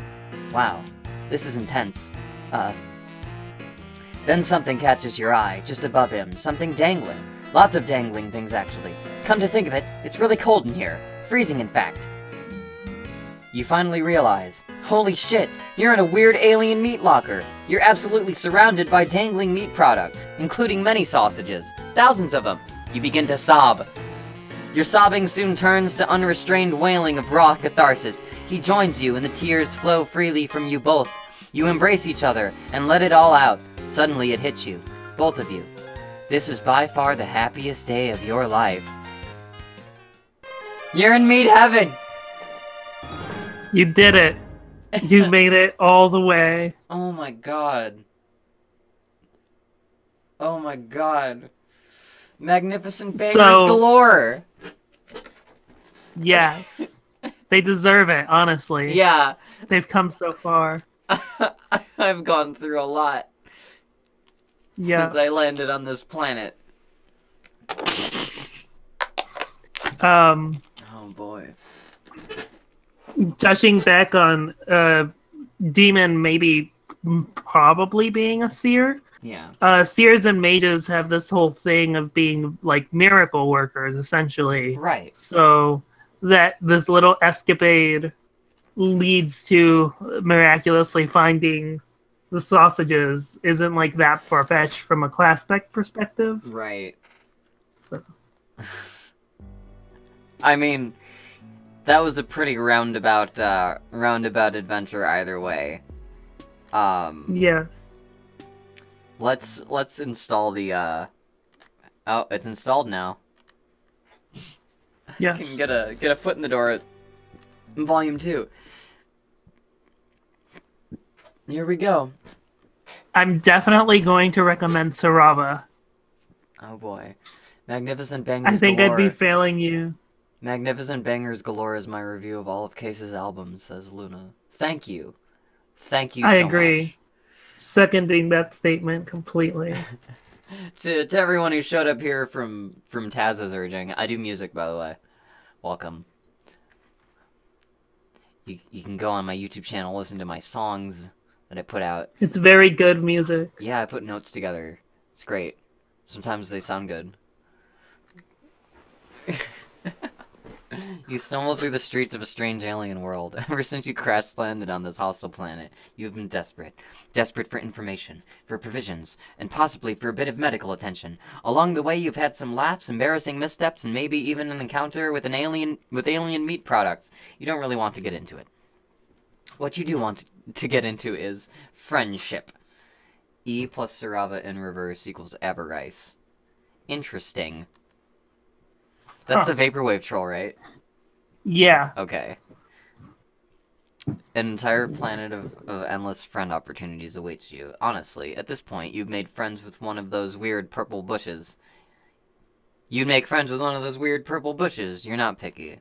Wait, you see something in the distance, or perhaps someone? Alright. I already really like Sarava. They're pretty aesthetic. Sarava's a special. Sarava's probably my actual favorite troll so far. Oh boy. Let's Sarava Hermod now. The chat really likes Sarava. Here we go. Yes, a potential new friend approaches, and they almost look as messed up as you are. Whoa, what the fuck, LMAO? Yes. You an alien? You nod enthusiastically.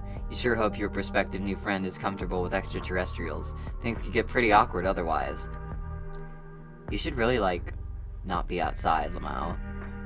Freaks like you will get picked off by drones in a hot second. No offense. You don't like the sound of being picked off by drones. That would really inhibit your companionship plans.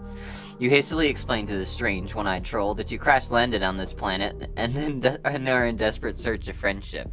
Your plight seems to move them. Well, shit. If you really don't have anywhere to be... I promised myself I wouldn't do anything all cult risky. But what the hell, LMAO? Come with me. Name's Sarava, by the way. You follow Sarava down a twisting stretch of road. Wow, this is going to be great already. You'll have a new friend in no time. Alright, here's my hive. You can hide out here for now. I lost a lot of followers. I got a lot of followers who are pretty into aliens. They might get a kick out of this, LMAO. You look around Sarava's hive in awe. They sure seem to have a batshit crazy taste in home decor. There's a bong! Yep. There's a troll bong. Fuck. Yeah. Oh my god. I'm pretty sure Sarava's an heir of hope, which is great for me, since that's me now. What is this up here? Is that a nest of some kind? I think it's like some kind of wasp Like nest a or wasp something. nest? Yeah. I love Sarava. Hey, I'll fight you. That's the right way to say it. What is Lamau? Lamau. I don't know. Weed troll. Checking out my aesthetic? I worked pretty hard on putting this place together. It's all about the look and the BG when you're streaming, LMAO. I don't want my fans to think I live in a fucking dump and spend most of my days depressed and crying, LMAO. ... You like Moisture Wave? What the fuck is a Moisture Wave? Seriously? You don't even know Moisture Wave? I can't really see why you would want to be friends with me, LMAO. Because, to be honest, I don't even know how to explain it to you. You just have to, get it. Sarava considers you for a long moment. Actually, yeah. This isn't gonna work out. Get out of my hive. God damn it! Bye! That was nice while it lasted. I really like this troll. This is a very good troll. Oh High quality troll. I can relate to Sarava. Oh, it took a while to get my plays together. It's all about the look in the background when you're streaming. God, I literally, fucking whenever anybody like mentions something about my apartment, it's like, yeah, I put that together so it looks good in the background of videos. I feel that so hard. Yeah, I feel tangential because I haven't really started streaming yet, but like it's already something I think about. Mm-hmm. Oh my god, let me say that I love Moisture Wave. It's the truth. You have no idea what the hell a Moisture Wave is, but you don't want to offend your new friend. You tell them you love it. Word. I'm actually streaming some chill beats as we speak. Check it. Lo-fi aesthetic incubated beats! Ah! They gesture toward their strangely bulbous alien computer. It's a grift shoot. Oh, they're one of those people that puts together those lo-fi fucking stream playlists. Oh my god! Yeah. That was literally my entire fucking summer last year. Oh! Good. Wow, they sure have a lot of subscribers. You ask them if they drew that very nice anime girl they're using as the splash art! No, I just ripped it off some Eastern Alternian movie and recolored it to look like me. Ah! Fucking nailed it, LMAO. You nod vigorously. This is very impressive.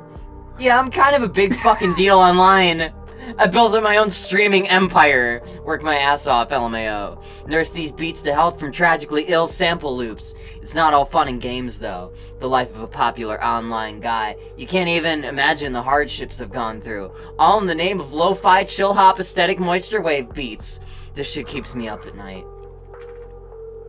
Sarava looks into the middle distance pensively, their one eye filled with a poignant emotion. You never knew the life of a streamer could be so vaguely filled with torment. You're moved to cry a single tear. Yeah, you get it. You're really vibing on my emotional frequency, my dude. You know, you gotta suffer for popularity. You nod enthusiastically. There's that Doom. What? There's that Doom Yeah, influence. that Doom aspect, yeah. You nod enthusiastically. You don't think you've ever been particularly popular, but you're very good at suffering. This is going great. Sigh. I wish I could say more. Really get all emotionally vulnerable and share my tragic backstory, but ever since the incident, it's been so hard to trust new people. You feel me? The incident. This is so tantalizing. You just know that if you want to make a new friend, you're going to have to get them to confess their deepest insecurities and embarrassing secrets to you. That is how friendship works. You place a sympathetic hand on Sarava's shoulder. You know what, dude? You really want to be friends? Yes, yes! You can't believe how pain-free and easy this experience has been. What a wonderful new friend you're about to make. You can practically feel the future bro embraces you two will surely share. They feel good. They feel right. Hi, you sure are eager, but like, if we're gonna be friends, we have got to work on your look. Your aesthetic is basically hot garbage right now. My followers can't see me hanging out with a fucking rando like this. I'm sure you understand. You aren't quite sure you follow. I wonder if anyone's named their channel Lo-Fi Aesthetic Incubated Beats. It's fucking my channel now, come back tomorrow. You aren't quite sure you follow. What's wrong with your look? You always thought you had a simplistic charm. A face you could put on a logo. You're not quite sure if you're ready to change up the tried and true classics of this newfangled teen. A face you could put on a logo. A face you could put on a logo. But, hey, Madi's here. Madi says I'm gay. Thanks. You have a persona, so I already like you. I mean, I like all of you in the chat, but I'm weak to personas. Oh my god. You are so thirsty for Sarava's sweet friendship nectar. You need to taste it. You have to taste it. With a friend like them, you could really go places. You could be someone. You could finally be down with the hip youth of today. You tell Sarava you're willing to try anything to get into the esteemed ranks of their friends list. Well, damn. Hold up, I've got an idea, LMAO. Follow me. Sarava leads up to the winding stairs of their hive. Lining the walls are pictures of Sarava in strange poses in several different locations. They are surrounded by a few trolls you don't recognize, in similar silly fashions. Fellow members of the Moisture Wave community? Sigh. I really gotta take that shit down. They're all dead to me, LMAO. This is fucking so real! This is so real! No, here's the thing. Pictures with, like, friends they don't talk to anymore, like, oh, they're all dead to me. Like, referencing, like, oh, not since the incident. It's been, like, man, And the whole thing about, like, yeah, I got my fucking aesthetic management. God damn it, I love this troll so goddamn much. I love this troll so goddamn much. I relate to this troll so hard. I hope they don't. I can't wait for the twist. Let's just move on and never speak of this again. Saravas leads you to a fairly large loft bedroom. This room is a bit less ostentatious than the streaming area downstairs. Well, here we are, LMAO. Welcome to my respite block. We're gonna get you hooked up, LMAO. You're gonna be my new friend. You're gonna look the part for streams and stuff, you know? We have to make you a Chitter account, too. It's good for my image to have friends, LMAO. The pickings have been pretty slim ever since. The incident. Wow. On that ominous note, Sarava presses a button on the wall, and the large door opens to reveal an expansive walk-in closet filled with colorful accessories and clothes. It looks like a regular batshit neon shirt-pocalypse. Well, have at it. Unless you want me to help you pick out a look, LMAO. Oh, boy.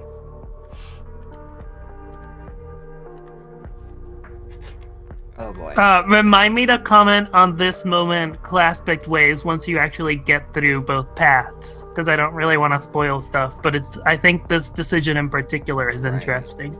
Also, Madi, if you're still in the chat, look at this poster over here. That's all I'm gonna say. Okay. Sarava's gonna help. You admit, you have no idea how to dress yourself. You could really use some expert advice from a teen. Oh shit. Cue the makeover sequence, bitch. I'm gonna make you look aesthetic as fuck, LMAO. You stand in the center of Sarava's closet for a good hour as they go back and forth between various fashion items. Man, this troll is really indecisive. You think you're gonna go blind from all the neon in here. Okay. I'm done, LMAO. That was surprisingly hard. You have a hard-to-dress body, LMAO. Just in general, you're kind of fucked up looking, to be honest. It's chill, though. Because now you look fly as hell. You look at yourself in the mirror. Oh! Yes. I'm like one of those fucked up shirt too big memes from Tumblr. They fricked memes. God. This is the dressing montage that Joey didn't get in Hiveswap. Oh boy. Hiveswap isn't over, it's not too late. There's still more Hiveswap. Iconic. Now we just gotta set you up on social medias, my dude, but first, selfie time. You take a variety of cool selfies with Sarava. Wow, this is really going well. Alright, I'll just post these and promo you. You'll be internet famous in no time. Then we can finally be friends, LMAO. That's what it's all about, baby. That's what you've been working for this entire time. Sarava's friendship is so close that you can smell it. It smells pretty dank. It does. You're just kind of fucked up, LMO. Describes my body type. Wow. That's what it's been all about. It smells pretty dank. Seems like people are really into you. Check it out. It's true. The likes and comments and subscriptions are just rolling in, huh? At this rate, you'll be more popular than me. You assure Sarava that this will definitely never happen. All you truly desire is friendship, not fans. His shirt too big for he goddamn ass. That's what they all say. All my so-called friends. They were only in it because I was popular. No one ever gave a shit about me as a person. I'm just a funny meme to them. Just a guy they can copy.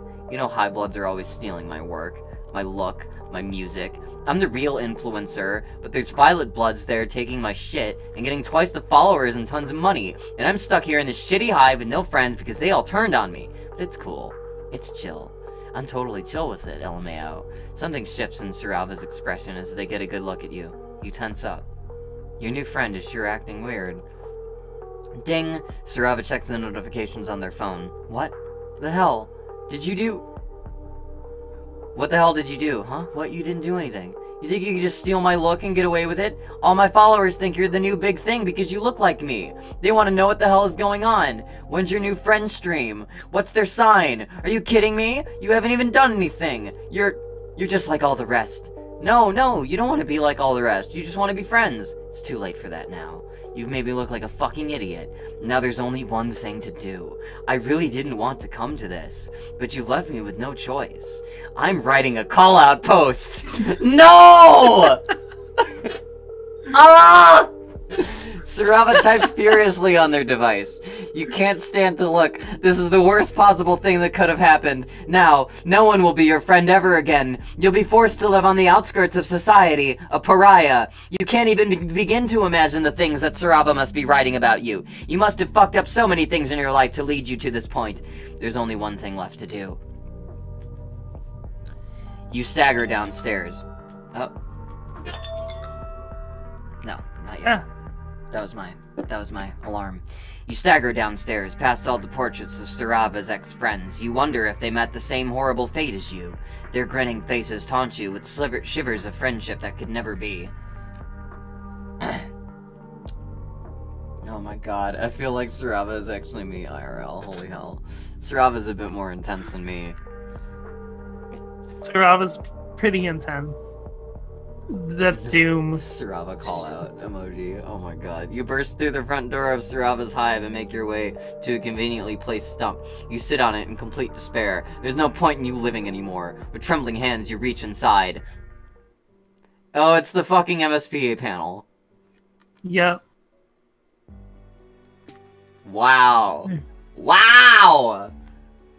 I'm writing a call-out post. I'm writing a call-out post because you stole my aesthetic. Fuck off! Yeah. Oh my god. That shit about the incident, though. Yeah. Yeah. Is there's more Sarava? Yeah, you still have the best path to go through. Yes. I love Moisture Wave. I'm gonna pick on my own look so it's bad. You think you can figure out this fashion business easily enough. What could possibly go wrong? This is child's play. You have a save. That's, it took me like 30 seconds. Come on. Yeah, man. Fashion is just all about, like, what you're feeling. And also what's trending, but, you know. We're the ones that start the trends. You strike me as a real influencer, LMAO. Go for it, my dude. You enter the closet tentatively. As soon as Sarava is out of sight, your stupid ego deflates like a farting balloon. You don't know the first thing about hip youth alien fashion of today. This is going to be an absolute shit show, you reckon. You are fully prepared to make it an utter fool of yourself. Well, might as well get started. You pick a few accessories off your shelves at random. A bright pink hat? Sure. You tilt it jauntily to the side. You're pretty sure that's cool. Sunglasses? Definitely. That's a no-brainer. No cool guy would be caught dead without a sweet pair of shades. You select the most ostentatious pair available. You think you're getting the hang of this Moisture Wave aesthetic. You just have to look like the biggest tool possible. Several accessories later. Oh my god. Dear God. Yes. Yes. Dear God.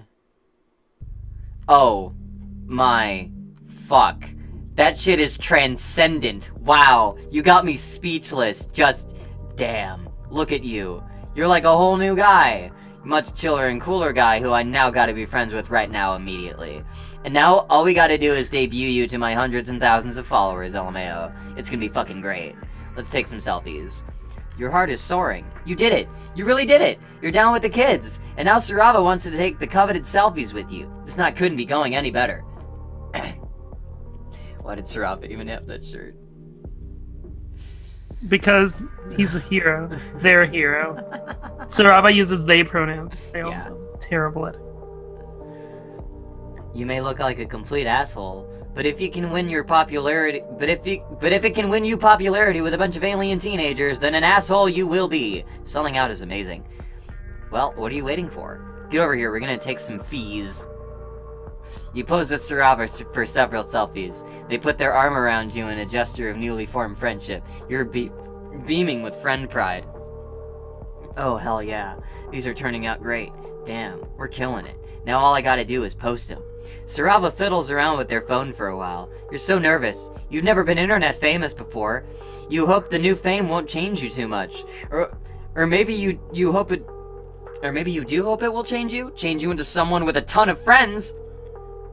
And the likes are rolling in. Oh yes, I live for this shit. This one guy is asking if you want any of your quadrants filled. And this girl loves your shoes. Damn, a lot of people are asking for single, LMAO. Don't go for it, though. My followers are just fucking freaks, dude. You aren't quite sure what filling a quadrant is. It sounds like some kind of fucked up alien ritual. But if it's anything like friendship, you are all for it. Welcome to my twisted internet fame, LMAO. Let's chill out and listen to some beats. You vape? I got a pretty juicy rig downstairs. And before you know it, you're sitting on Sarava's couch, watching them finagle with the horrifyingly elaborate vape rig that appears to be made out of some sort of living larvae. You don't want to know. Sarava places their mouth on what is surely must be a bug and inhales deeply. The rig makes an awful high-pitched rattling noise. You think you're going to vomit. Oh man, that's the good stuff. Here you go, dude. You take the trembling insect into your hands. Well, here goes. Your final hurdle into eternal friendship and popularity. You vape vigorously, inhaling as much as you can. The vapor fills your lungs immediately. It burns a lot. You suddenly realize that you're not quite sure if this alien vape juice is compatible with your anatomy. You may have just inhaled a bug-ass full of poison like a fucking idiot. Way to die. Your vision swims. Yeah, you got it. Just hold it in, LMAO. Tears stream down your face as you hold it in a double lungful of insect gas. You are sure glad you have on your pair of cool shades, or you would never be able to live this embarrassment down. You're not sure how long you're supposed to do this, as long as it takes. I just subliminally skipped the worst word of the sentence. Where was it? Yes. It was bug anus. Oh. It was a bug anus.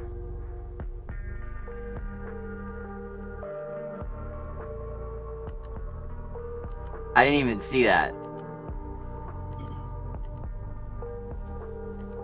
Yeah. So you're vaping out of a bug butt. I can see that. You sure are glad you have on your pair of cool shades, or you would never be able to live this embarrassment down. You're not sure how long you're supposed to do this? As long as it takes. You can exhale now. You cough and sputter, green vapor spewing from your mouth straight to Sarava's face. You did it. You lived. Man, that was sick. Your head feels light and woozy, and you giggle. Haha. The two of you kick back and relax on the couch, and you stare up at the ceiling. Whoa, when did that huge wasp nest get there? Crazy, man. Sarava's music suddenly sounds a lot more interesting. You're doing it. You're vaping with... You're getting high with a troll teen. I'm getting high with the troll teens. That's incredible. Dude, today has been way chillier than I ever expected, LMAO. There's a worse. You're officially my best friend for life. Just promise me you'll never betray me, LMAO. You promise, you're incredible. You love your new friend. You watch as they effortlessly take another huge rip from their vape rig. I've been burned in the past, LMAO. It's not easy being popular online, especially as a low blood. I used to be a fucking big shot. Got into sissy fights with high bloods on Chitter. Always had some shit to say, LMAO. Then shit got out of control. I'm a psionic, so bitches started reporting me as way more powerful than I really am, LMAO. Trying to get me all enslaved and shit so I couldn't keep up with my streams. It's all jealousy, you know? My stupid ass friends all turned on me so they wouldn't be targeted next. So I took matters into my own hands. Gouged out my fucking eye. It was sick as fuck. Can't use me as a battery, bitch. I still got a big following, but I don't really talk online anymore. Better to just stay under the radar and not piss people off. Just be chill. And if I don't get close to my followers, they can't try to use me. Of course, that just means I no longer have any goddamn friends, LMAO. Well, until you. You're truly moved. What a special bond you have formed with your new friend. To have them open up to you about their darkest secrets. That is the most significant and transcendent moment you have ever experienced. The two of you share a beautiful and tender bro embrace, the likes of which will never be replicated in this known universe again, for all time, forever. Probably. You don't really know. You're high as fuck right now. That's adorable. I know. That's adorable. How It's high do you even the have to best be? path. Oh my god.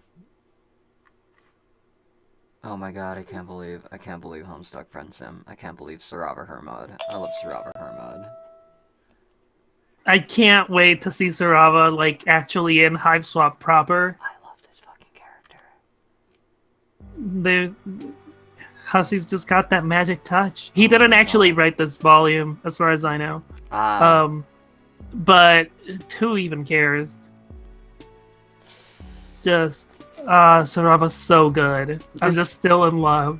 this is good content. I remember saying before that, like, you know, coming back to Homestuck as an adult, when I was, like, a dumb kid getting into it. And also to correct, because the chat got confused. In 2009, I was either 14 or 15, actually. So I was probably 14 or 15 when Homestuck started.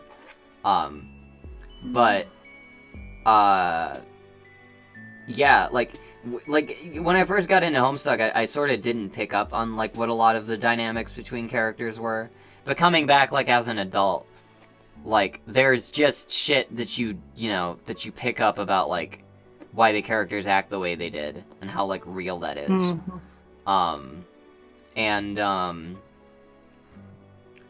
And, like, this is doing the same thing, like, just point blank. It's kind of giving you, like, exaggerated stereotypes that have a kernel to, like, oh, you know somebody like that, probably, you know? Mm-hmm. I love that shit. It's so good. Oh my god. I'm gonna use the bathroom again, and I may do... I could probably do another path through. It's after when I normally stop, but... I'm gonna leave it on this screen. I'm gonna use the bathroom really quick. Feel free to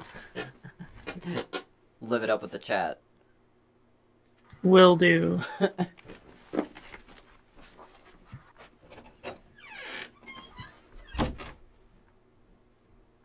Hello, chat.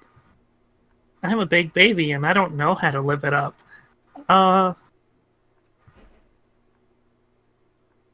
If you guys want... Oh yeah, I still need to do that. Thank you, Luna. I'll make sure to ambush Case when they return. In the meantime, if you guys want to see Amicia, or if you want to see Skilla... Everyone say you want to see Skilla. I want to see Skilla really bad.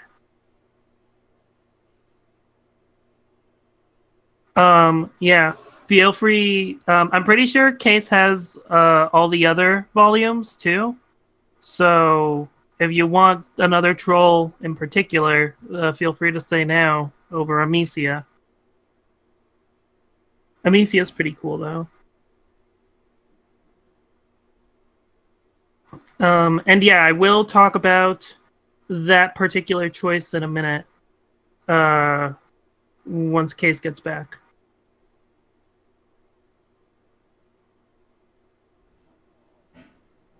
As far as hope in general goes, it's interesting that it's parsed like mostly in terms of like popularity and fashion and just being liked with Sarava.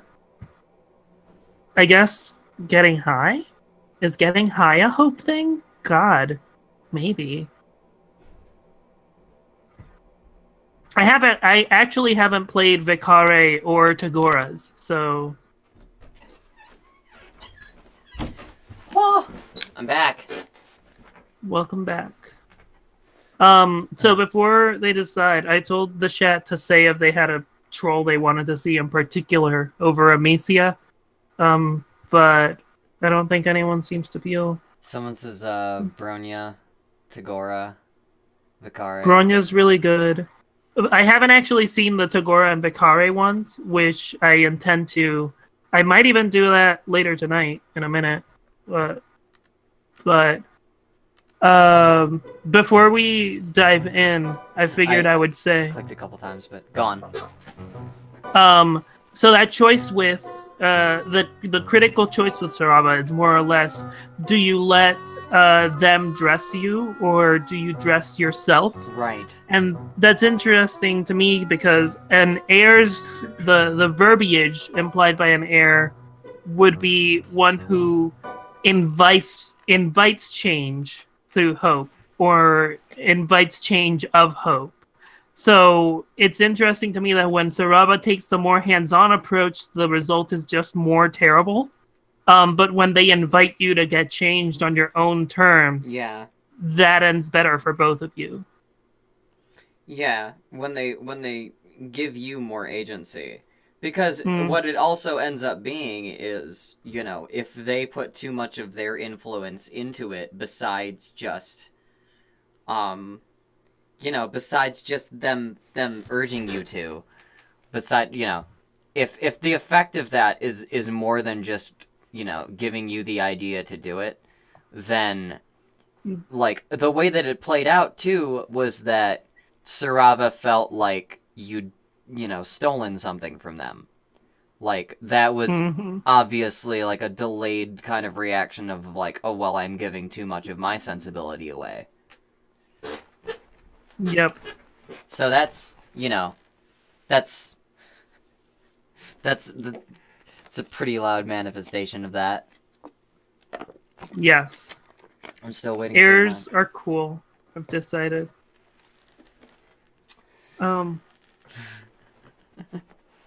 But yeah, and I was saying it's interesting how hope in terms of Sarava seems to manifest mostly as like fashion and like just things designed to encourage popularity in general. Right.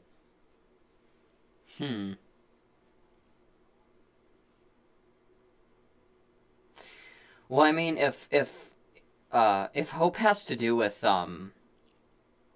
you know, with characters being like strangely attracted to someone, like that could also you know, play into like popularity. It just makes you a character that can get followers. Yep. On a more macro scale, it's like an interesting new lens to see it through. Yeah. I love seeing all these trolls and how the stuff is like rendered in more specific ways. We're learning so much. We're getting like deeper and deeper zooms in what these archetypes are. I like that. Yep.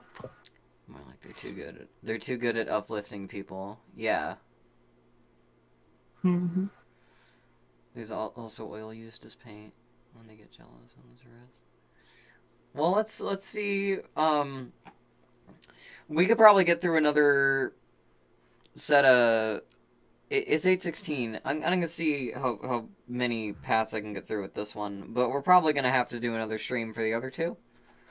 And we can. There's at least. Oh, for the other 2 volumes. Yeah, that makes sense. But yeah.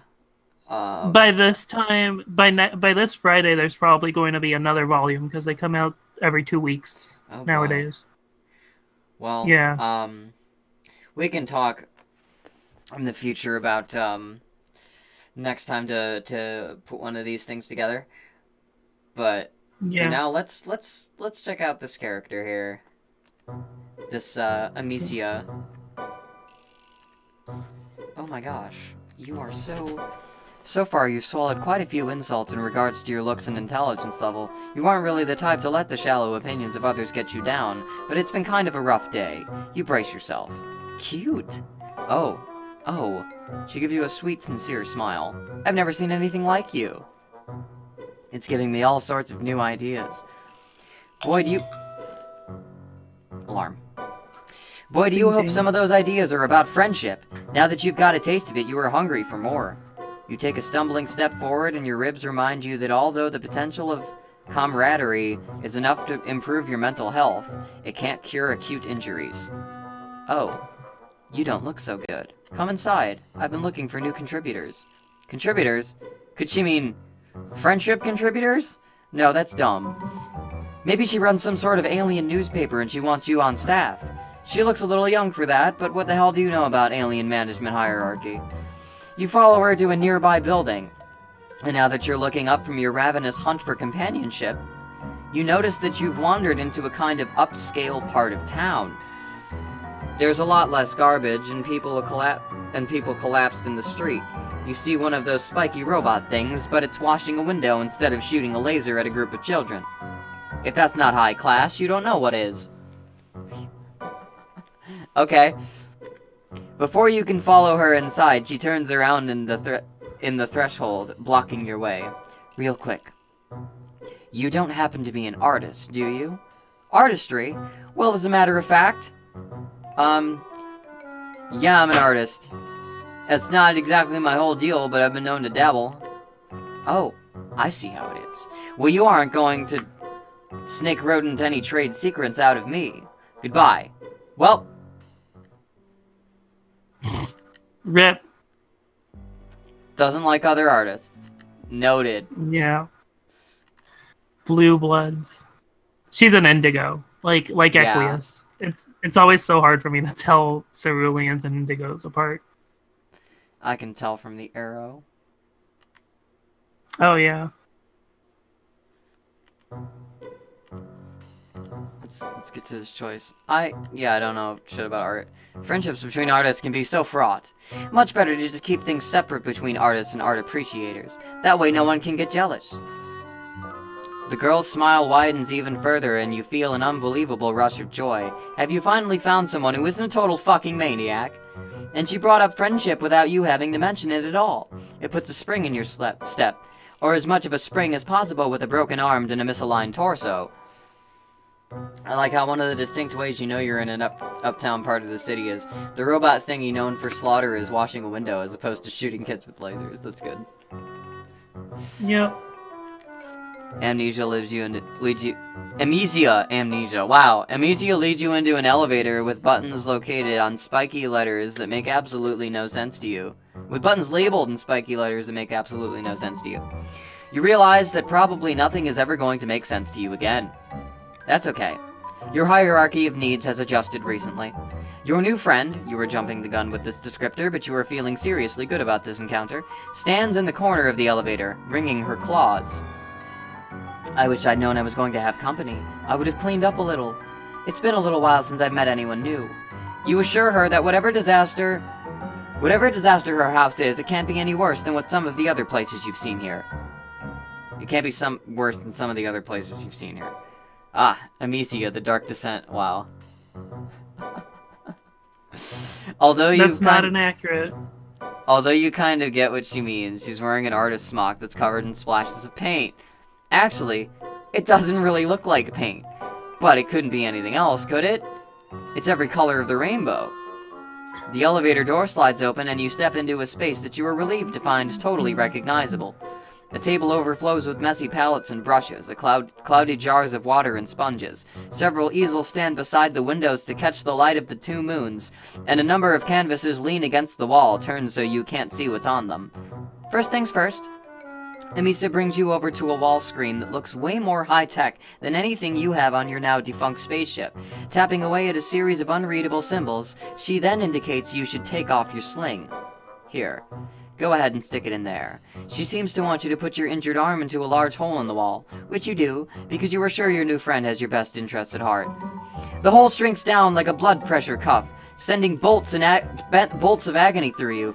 You want to yank your arm back out, but you don't. Even if it's broken, you still like having it attached to you. Instead, you shout a lot and thrash your other limbs around. Calm down, you big wriggler. It seems like you've never seen a medicalizer before. If you don't stop moving, it won't work. Tears spill down your cheeks, but you force yourself still. You'll bear the pain. You'll do it for your friend. Remember when Equius disguised as a freak who's too strong to be normal, but now every indigo is strong? I sure love retcons.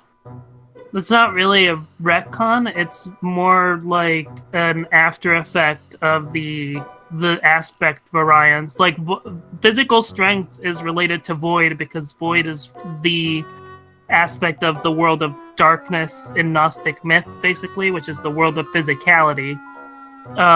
So different indigos, as they veer closer or further from void as an aspect, are going to probably vary in how much they exhibit the void strength. So Equius is like strong, particularly like even for a regular indigo, because he's a true sign void player.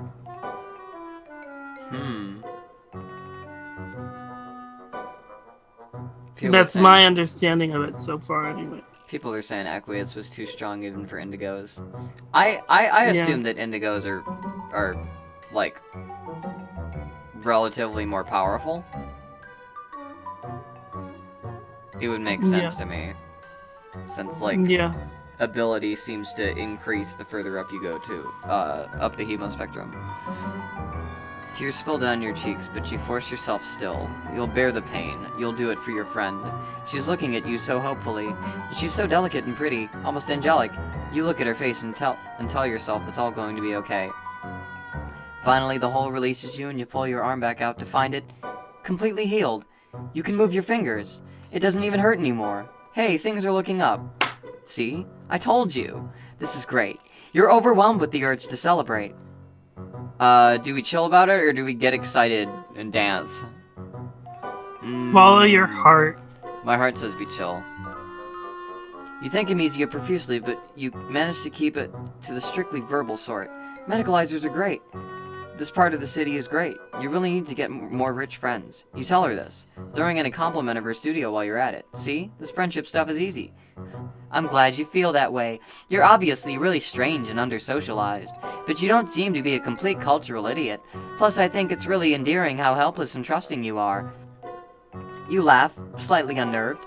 You want to take that as a compliment, but after a recent encounter with another girl in blue, well, it all ended up okay. And Amicia is so nice and friendly, then she keeps calling you cute, which you think is pretty generous of her considering what a disgusting mess you are at this point. Speaking of low bloods, what's your blood color? Just out of curiosity. Blood color? You aren't really sure what she's asking about, but... Red? You tell her it's red. She looks a little disappointed. I've got plenty of burgundy. Oh well. The only thing I have a delivery coming... Fuck.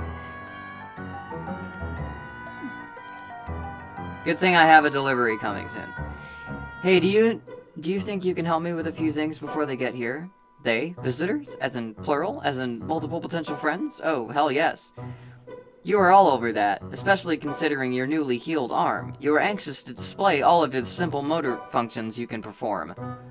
Case, you sound a bit echoey. That'll happen. I don't really have a... I can do that. I don't know if that fixes anything. Alright. You're all over that, especially considering your newly healed arm. You're anxious to display all its simple motor functions you can perform. Amicia gives you another radiant smile. You live for those smiles, man. They're just so full of the glowing nectar of bromance. Perfect. Let's do this. Work always goes faster with two pairs of hands, after all. Yes, absolutely it does. And even if by that she seems to mean her hands are pointing while she tells you where to put things, that's totally fine. You're totally fine with that. Your ribs are still kind of killing you, but you swallow the pain. You were getting pretty good at that. Too bad you can't stick your whole torso into that magical science fiction hole in the wall. Well, maybe you could, but not right now. Right now, you've got a friend to help. And yeah, that's normal. My voice naturally echoes. It's a thing I've been living with my whole life. Amicia instructs you to clear all the furniture to the edges of the room and lay down a big purple tarp. Apparently, tarps don't come in blue on this planet. Amicia answers the phone and then buzzes open the apartment door. She runs over to the elevator with a squeal of delight. They're here. Sorry if I'm getting so giggly about this. It's just been a while since I've had any new paints. What? Paints? That's what's coming? Now that you think about it, there is something pretty crucial missing from this whole artist aesthetic that she's got going on here. There aren't any paints. Case is secretly a swarm disguised as a single person. That's true. That's partially true. No tubes dribbling color. The truth comes out. Yeah. They'll find me out eventually. No tubes dribbling color or pots with their tops left partially unscrewed. There aren't even any pencils. The elevator opens and two trolls come in. They have pretty similar shaped horns and are almost the exact same height. Brothers? Do trolls have brothers? From their uniforms and the douchey swaggering way they walk, you get the idea that they are some sort of law enforcement. Ah, that and the third troll in handcuffs they are dragging between them. Thank you, guys. You always bring me the best materials. They don't say anything. They just bring the third troll to the center of the tarp and force them into a kneeling position. Then they bow to Amicia and leave the way they came. This doesn't look so great. Even before Amicia runs out of the room and comes back with an axe the size of her whole body, you are not loving this. The troll on the tarp trembles and bites back a sob, but they don't say anything or try to run. She isn't really going to do it, it looks like, is she? Do trolls have brothers besides those fucking clowns, that is? I mean, aren't they all technically, like, from an indeterminate, like, mother? Oh, yeah. They're all, like, subtly related? Yes, but there's a set of purple bloods in the troll call that are, like, twins. So that's what they were referring to. Right, okay. You can't bring yourself to believe that this is a cute little alien girl, that this cute little alien girl is going to straight up axe murder a dude right in front of you. Presumably to finger paint with their blood. She about to chop that hawk. God damn it. Chop the hawk! God. You stammer something to this effect. Amicia laughs. Well, I don't use my fingers. I'm not a fucking animal. She considers you for a few moments, tapping a claw against her mouth. I know. You can help me. I only ever let one other person help me with my work. But she's out of town right now. But you and I have a connection. You feel it too, right? You do. God, you do. You've been feeling it so much lately for everyone you meet. You thought you maybe had come across someone who would readily accept the platonic longings without putting you through the ringer first. You do want to help me, don't you? You do. You want that more than anything. Amicia looks at you solemnly. Then why don't you do the honors?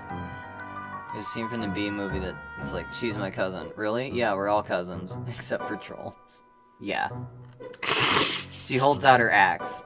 I wouldn't offer this to just anyone, but I can tell how special you are. You're trembling. The troll on the tarp is also trembling, but unlike you, they seem to have accepted their fate. Slowly, inevitably, you hold out your hand for the axe. Amicia gives it to you with a smile. God damn it, you forgot your broken ribs. You forgot about your broken ribs. And that you're a human and can't just pick up gigantic fucking axes with one hand. You drop it and it bounces away from you, like more than you think an axe should probably bounce. You look at Amicia from where you are doubled over with pain and shame. She laughs and scampers over and retrieves the axe, once again swinging it up without any signs of strain. She doesn't even have any visible muscles. What is this girl made out of? How silly of me. You seem so culturally advanced that for a second I forgot about your natural inferiority. Here, I'll give you a second chance. You nod. Yes, please. A second chance that does not include committing gruesome murder. I usually use chains, but I've got a better idea.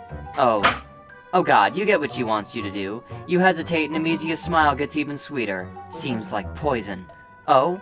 You don't want to help me? The tarp crinkles underneath you as you kneel. You grasp the troll's shoulders and mumble an apology. They continue to say nothing. Amicia is sharpening her axe, which already looks pretty damn sharp. Doubled over it with pain and shame is the title of my memoir. Oh my God. No. Hold on tight. You try. You really do. The problem is, you try to hold on tight, but at the same time, you try to drag the troll out of the way. Some buried instinct to try to preserve life rising up inside of you. You're weak and injured. So all you end up doing is flopping both of you a little to the side. Instead of coming down on the neck like a clean slice, Amicia's axe glances off the troll's collarbone, mortally wounding them instead of killing them outright. And now you know why they have not been begging for their life. They don't have a tongue, so they can't beg, but they sure can yell, and thrash, and bleed all of green alien blood all over you, and onto the tarp. God, there's so much blood, it's just spurting everywhere. Jesus Christ, you are such an idiot. Why couldn't you just commit?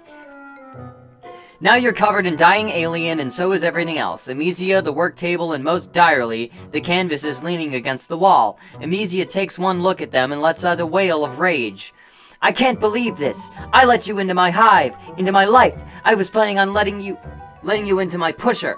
I thought you were a refined sophisticate, but now I see you're just a Philistine! She gives you a shove toward the elevator.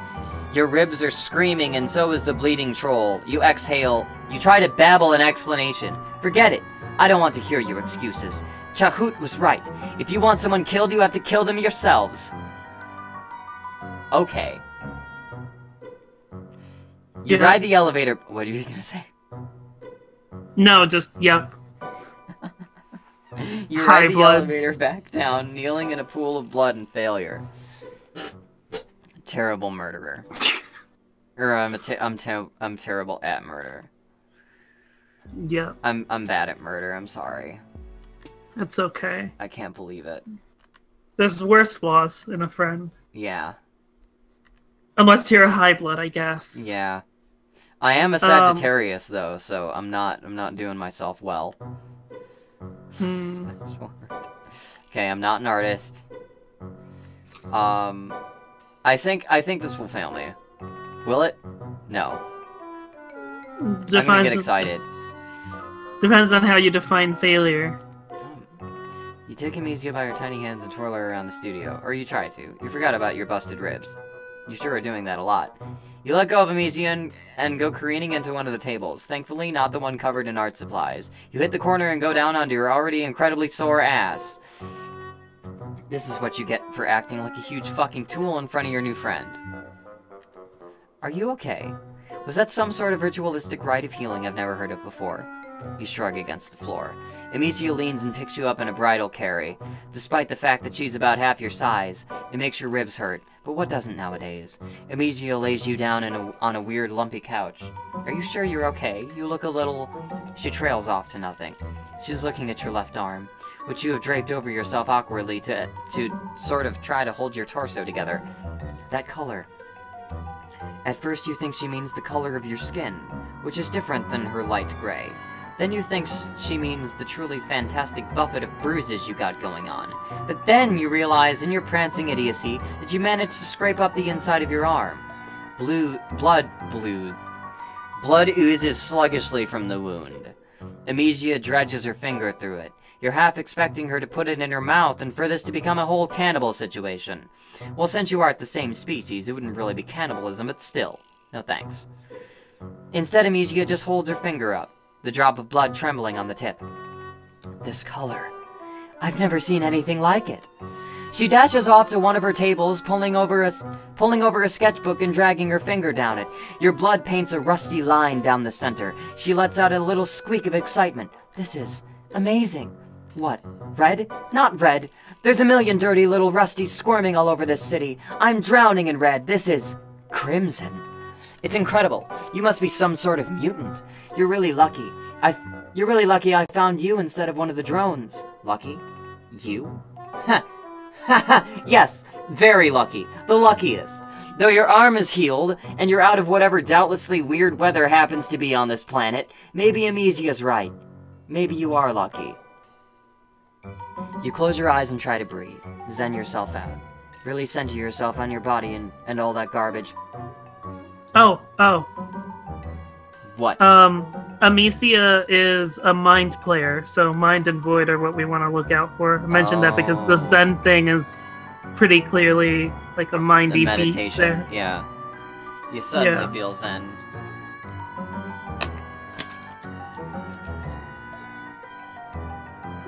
Alright.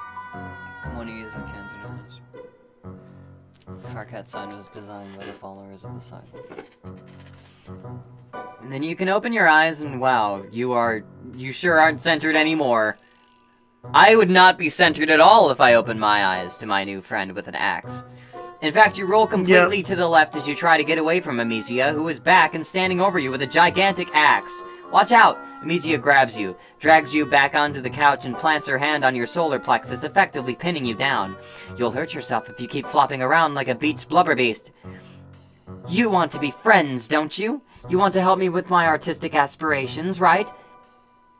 You get the feeling that she might just be trying to manipulate you. Just the tiniest little suspicion. It's possible Amicia has recognized your intense craving for companionship and is trying to exploit it. You don't like being suspicious of a new friend. That is a pretty big axe.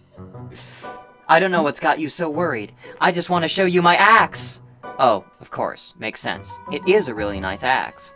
You hold out your hand for it, but of course it is too heavy for you and your hands are all sweaty, and so you fumble it. Fumble the really sharp weapon. Amicia tries to catch it before it's too late, and somehow, in all the wriggly structure, you end up getting cut. Like very cut. Across both your wrists. In fact, you don't think she could have even aimed better if she'd been trying. Oh dear. Hard agree. Don't struggle. You'll only hurt yourself more, silly. You don't want that, do you? No, you definitely don't want that. Not after what a Butterfingers you've proven to be. Oh, boy. Amicia gets up to put the axe down, and you kind of lose track of her for a little while. You were bleeding all over her couch, and everything around you starts to go shiny and unreal. She comes back with a couple little jars that she uses to catch your blood. That's a good idea. You sure are making a mess. You wonder if they are specifically blood jars. They look like jam jars. Alien Jam, Space Jam. God, you love that movie. It's been so long since you've seen it. Definitely the best PG movie about basketball. Way better than that one with the dog and the clown. Did they even have basketball here? You ask Amicia.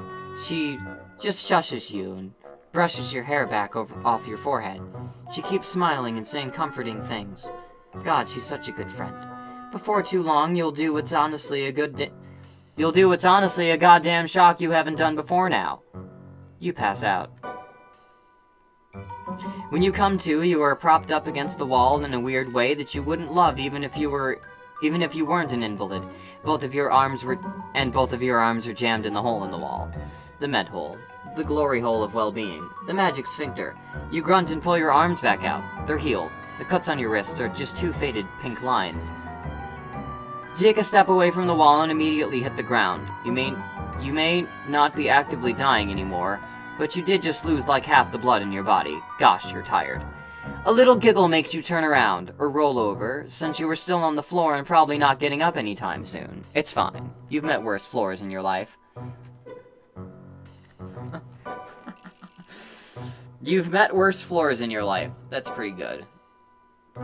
I definitely have.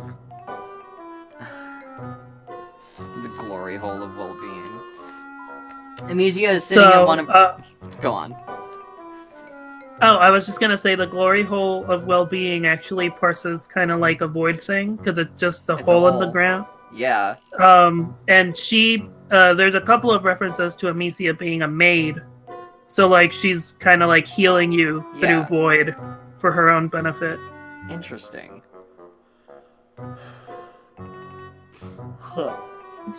Amicia is sitting at one of her easels, her hair pulled beneath a scarf and little round glasses perched on her nose. A jar of your blood sits next to her, and as you watch, she dips a brush in. I'm glad you're awake. I was a little worried I'd actually killed you back there. She laughs and you laugh along with her. It's very funny. Actually, everything is funny right now. It's probably the blood loss. You ask her what she's painting. You, of course. You inspired me. Well, right now, it just looks like a bunch of red squiggles and some lines, but she only just got started. She's warming up. She sits there on her stool, looking at her palette and chewing on her lip thoughtfully. She looks somewhat nervous. Actually, I want to show you something. Something I've never shown anyone else. She leaps up from her stool and crosses the studio. You roll to your other side to keep her in your line of sight. You really hope she isn't getting another Space Jam jar. She starts turning around the canvases one by one. They are all blank, except for one, which has a little... Wait, no. That's just a shadow. Nearly every one of them is blank. You aren't sure you understand. You ask her if these are all just new canvases that she's not gotten the chance to paint on yet. Amicia sighs. No. I've had them forever. I'm not a real painter. There. I said it. She buries her face in her hands, talking from between her fingers. I'm really good at all the other parts. The materials in the studio. I even make my own paints. I can just never do the actual sitting down and doing art part. That's so relatable. That sure is. That's so relatable. She looks so despondent. You wish you could do something, but you don't really know that much about art. And you probably can't stand up yet. You tell her that she looks like she's moving in the right direction, at least. You don't even have a studio, or brushes or stuff, or anything like that. Of course, you have no aspirations to being a painter, but you just leave that part out. God fucking me as fuck. That's just it. I feel inspired for the first time ever. I think it has to be your messed up, disgusting mutant blood. There's really no other explanation. She takes a knee beside you, picking up one of your limp hands with hers. They're cold, like she's been pressing them to a glass window in winter. Usually I just finish off my contributors quickly. I don't have time to deal with a bunch of injured low-bloods moaning around my studio. But I couldn't just use your blood up all at once. You're far too special for that. You gaze at Amnesia. A mist has descended over your vision, and it isn't even the mist of imminent death. I have to keep this precious blood safe. I think you might be my muse. You will never escape. Heartwarming. Well, her being a fake painter is also like being made of falsehood, right. Made of fakeness. Emptiness. So, yep. I got dysfunctional perfectionism that stops me from making literally anything ever. I understand. Yeah, relatable. I talk so much about... I'm the same way with writing. I have all this writing shit, but I have yet to put out too much of my original fiction. It's hard. Being creative is hard. It's hard and nobody understands. Yeah. I agree. God.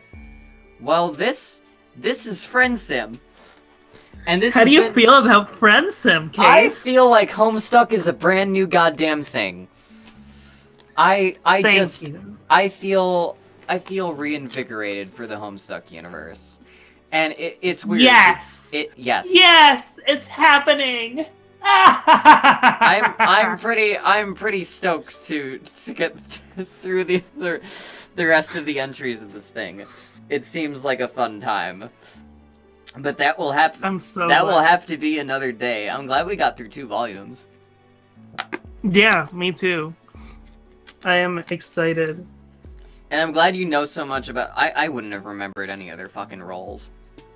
Like... I just decided this was what my brain was for now. It's just useless for anything but remembering Homestuck trivia. That's, I'm the same way about my own original fiction and shit I hear on metaphysical YouTubes. So, I mean, you find your place. Yeah. Everyone has an important job to do. You've been incredibly helpful with my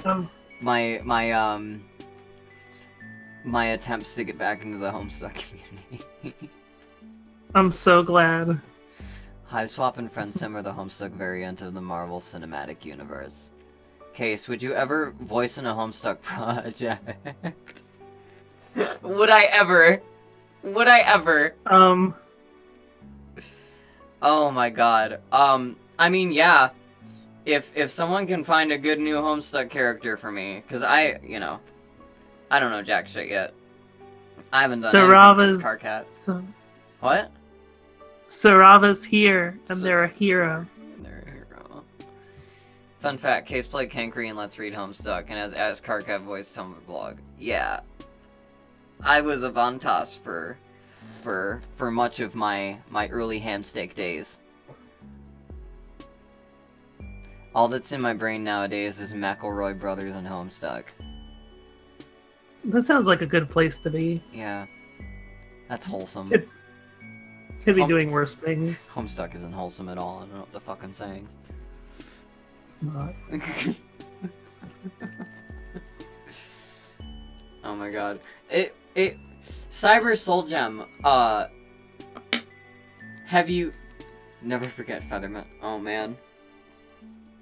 I'm honestly curious if Cyber Soul Gem has never run into, like, the fucking voice acting shit that I've done before. I could see Case voicing Sarava in a Hiveswap thing. Oh boy. Oh boy. Cyber Soul Gem is doing, Act Omega, it looks like. Oh, cool. I know, we're friends with, Joyful Dreams, who does Act Omega, so I'll pass that on. I'm sure she'd be happy to hear that. Cyber, if you need a Carcat, or a Cankry, I don't know if Cankry's in that, but if you need a Carcat, I can also do Solix. I also do Lord English. I do a lot of, I do Ham Estate characters. God. I need more Sarava content. I meant voice in a new thing. Me too. No, I would totally be down to get back into some shit if it's, you know, if it's fun. If it's fun and you aren't ruining my life, I'm down to hop back into any Homestuck creative projects. Have a good night, Jeremy. Have a good night, Jeremy. Thanks for coming to the stream. Yes, thank you. Good luck with Aspects Hunt. Down. Have you heard of Vast Error? I don't think I've heard of Vast Error. Me and Joy are also friends with that's another fan adventure that it focuses mostly on like Fantrol archetypes, because it's got a cast of Fantrols. Right. It's actually I've only just started reading it, but it's pretty interesting because it's got its own version of Claspecs and Dreaming Moons and stuff like that. And apparently, like, it has the similar concepts, but it plays with them in totally different ways. Interesting. Yeah. So I'm excited. I remember there was a fan adventure I wanted to put together a long time ago where it would have been like, you know how there's a like, it would have been like the trolls were the ones who like are modding a game that everyone's playing, and instead of the scratch, the big like plot point would have been the patch. Because they would have been like modding Spurb instead of trying to break it. But I never got anywhere with that. Yeah, I don't know. I'll see how open for new shit I am to voice new Homestuck stuff. If anyone, my policy is though, like, if anyone ever passes me like some Karkat lines and says, "Hey, do these," I'll do them. I don't have any. That's my fault. For other characters, I have to think. That's reasonable. Yeah. Cankry's hell. Cankry is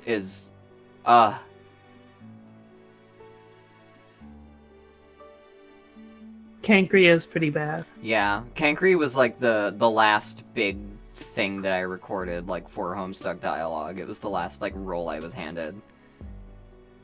Handed. I think I auditioned for it. I don't remember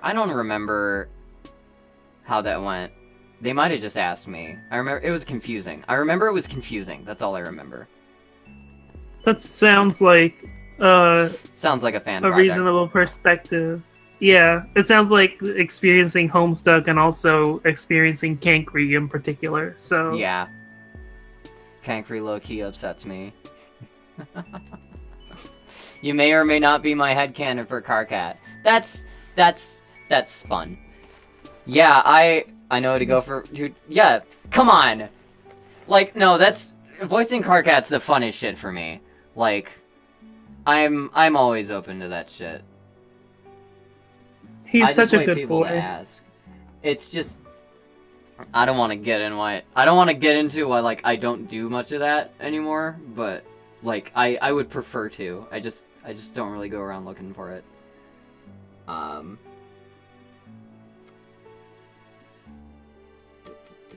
hope Cankry and the other alpha trolls get revived at the end of the epilogue.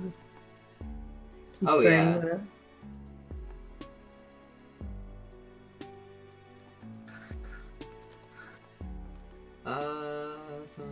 Oh man, it's almost fucking 9.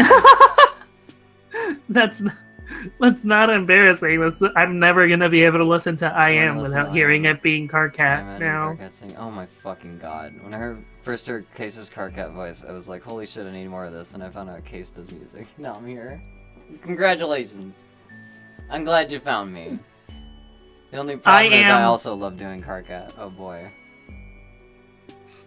I am lyric stuck, set to that scene where Karkat introduces himself to John. Oh, fuck. Fuck. Yeah. That would be... Oh my god, that would be funny. I would love to watch that. I keep an itinerary. I would love to watch that. Yes. Maybe I'll make an AMV of it at some point. But that sounds more suited to a lyric stuck than an AMV, but we'll see. Doesn't Karkat canonically call himself a god? I am his fucking king. Yeah. Yeah. So yeah, there was a thing that me and a friend were talking about. Like, oh yeah, it's kind of funny that Taz and I started talking after, you know, I'd been around in the Homestuck fandom. I pop into Taz's chat and post a 3-minute thing with me fucking droning on obnoxiously about how I'm a god. And then Taz just ats me, like, hey!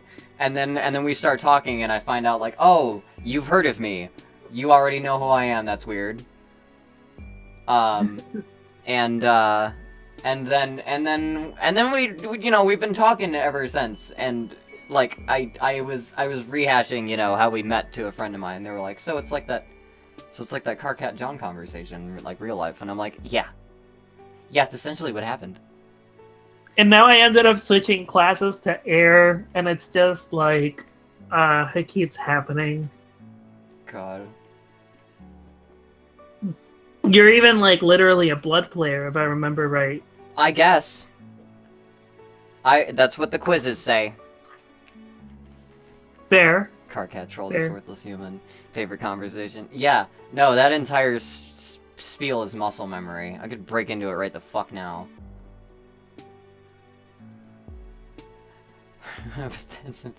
I might animate something Homestuck related about I am once I don't have 1,000 projects.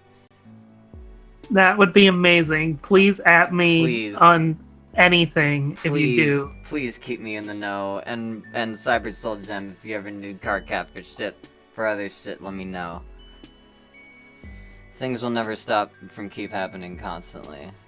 That's true. Yeah. That's very true. Well, I've been coming face to face with that.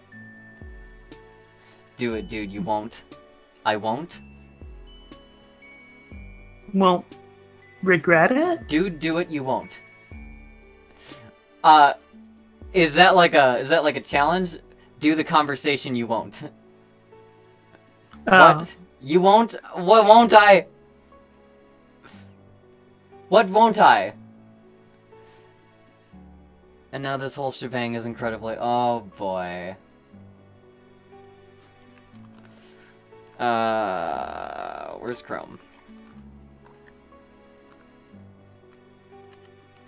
Don't PayPal. Troll this worthless human. I'm gonna do it. This is gonna be how I finish this. God damn it, you keep making me blush. Really? I sound like John? That never occurred to me ever. I could see Jake. You have a little bit of Egbert in you. I'm not gonna lie. You got a little bit of that vibe. It's subtly there. I'm not denying the like general being in that camp. I'm so eclipsed by Jake that I just can't really see myself in John that much. I'm just like, oh yeah, Jake. He's like literally the fictional depiction of my soul. Great. So still though, you could probably really pull off like John Egbert voice. You could do read it together. People are asking. I'm not gonna pressure you into doing that. I'll give it a shot. A certain Egbertian quality, says Luna. Oh my god. You don't really have I mean there are lines here. Oh fuck.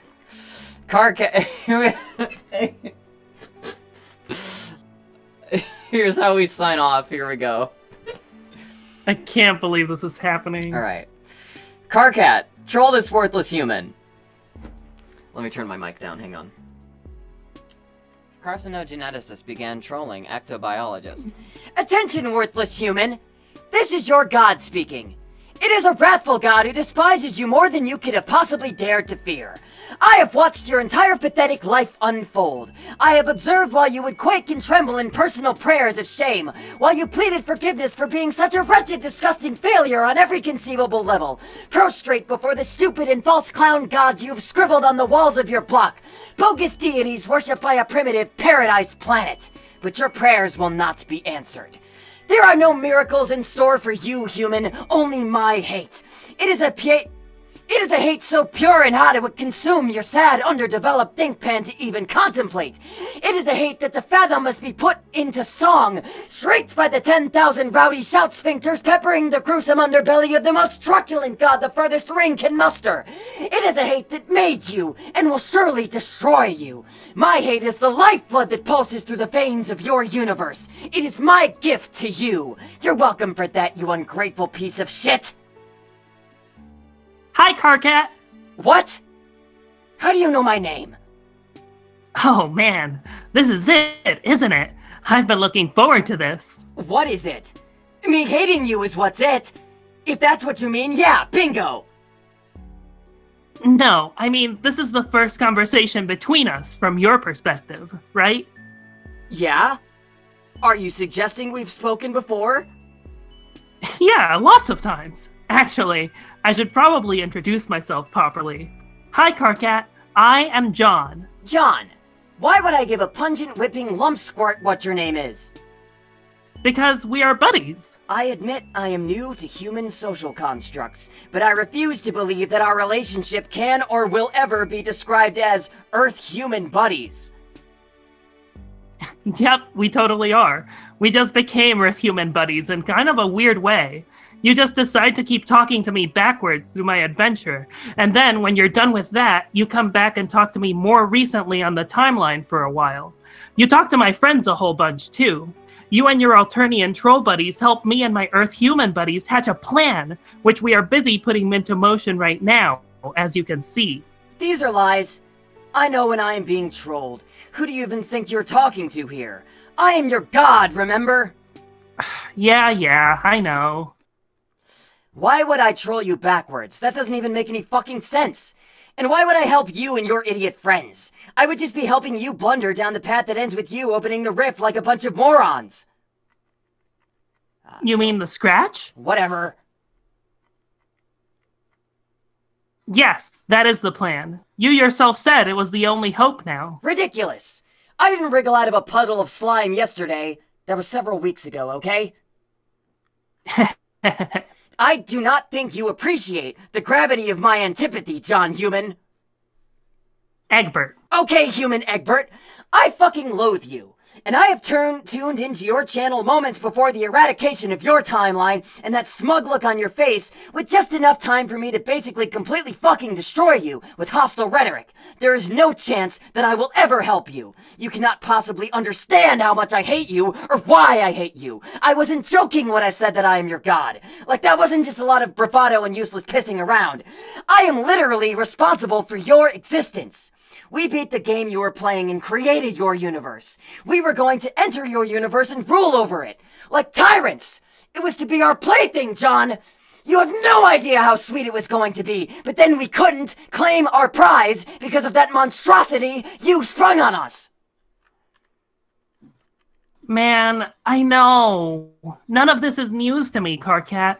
But to be quite honest, it doesn't sound like your intentions were all that great, wanting to be tyrants and all. Maybe you got what you deserved, you stupid fuck-ass. Stupid? Wow, your species really is brain dead. It's an in-joke, never mind. Anyway, hey, I thought this was supposed to be the conversation where you do all that amazing trolling. Come on, bro, flame me. I have been really excited about this. You actually want me to troll you? I mean, don't worry. I can, and I will, and it will be a goddamn bloodbath when I get started. It's just kind of weird you're excited about it. Is that normal for your race? I don't know, probably not. I just think it's kind of funny when you do it. That's really condescending, and it's hard to convey how much more I just got pissed off than I already was. But maybe it makes sense, actually, that you welcome my acrimony so readily, on account of probably some weird gland humans have, like a punishment throbber, or some silly-sounding thing like that. It might mean that I'm right about you. Right about what? I mean that it seems like we're connected in some way, don't you think, John? Like, sort of cosmically? Like our hate for each other is so strong that it must have been written in the stars, you know, the ones I fucking made for you. I don't hate you. Where'd it go? Where'd it go? Where'd it go? How can you possibly claim to have talked to me a lot already and not hate me? See, it doesn't add up. Wait. Are you saying that we are kismet whatevers? What? No! What do you take me for? That would be such a brazen solicitation. It's insulting. I mean... okay, I'm not ruling out the idea or anything. Like if later over time you started really hating me more, or really got to know me and found out about how much there was to hate. But in the past, I guess. I'm just saying, who knows what could happen. Or has already happened. Fuck, what am I babbling about? It's fucking ridiculous. We just met for fuck's sake, and it's not like we're ever going to meet in person, so it's all a moot point. So, forget I said anything. God, what is wrong with me? Well, I just didn't really have any idea that you had any sort of feelings like that, so I am kind of caught off guard. What feelings? There are no feelings. End of discussion. Hey, I don't have a problem with your weird sort of alien hate love thing. It's just that, What? I am not a homosexual. What the hell is that? It is like when a boy likes another boy. Or I guess hates in this case? Humans have a word for that? Yes. How is that even a thing? Shrug. It just is. Human romance sure is weird. I am just as confused by your troll shenanigans. So many shenanigans. Anyway, I kind of got the impression that you and Terezi were a thing. What do you mean a thing? Like, I don't know, going on weird fight dates and beating the crap out of each other and being in hate-love or love-hate. Isn't that how it works? You are such an ignoramus I could shit miles of rage snake to choke you to death. Who have you been Who have you been talking to?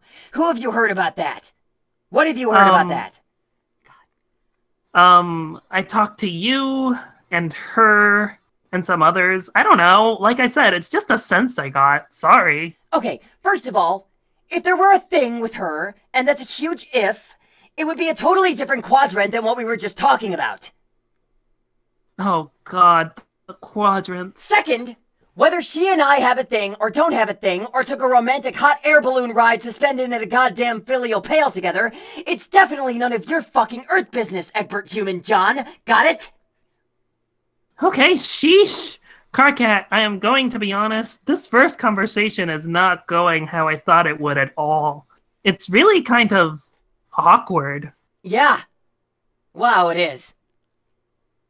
Yeah. Huh. Well, Okay, look, let's just agree to never bring it up again. The stuff I was babbling about, earlier. Yeah, well, we never really talked about it in the past, so I guess we do agree to that. But, if I talk to you again, in your future, limited though as it is, you'll remember my embarrassing shit.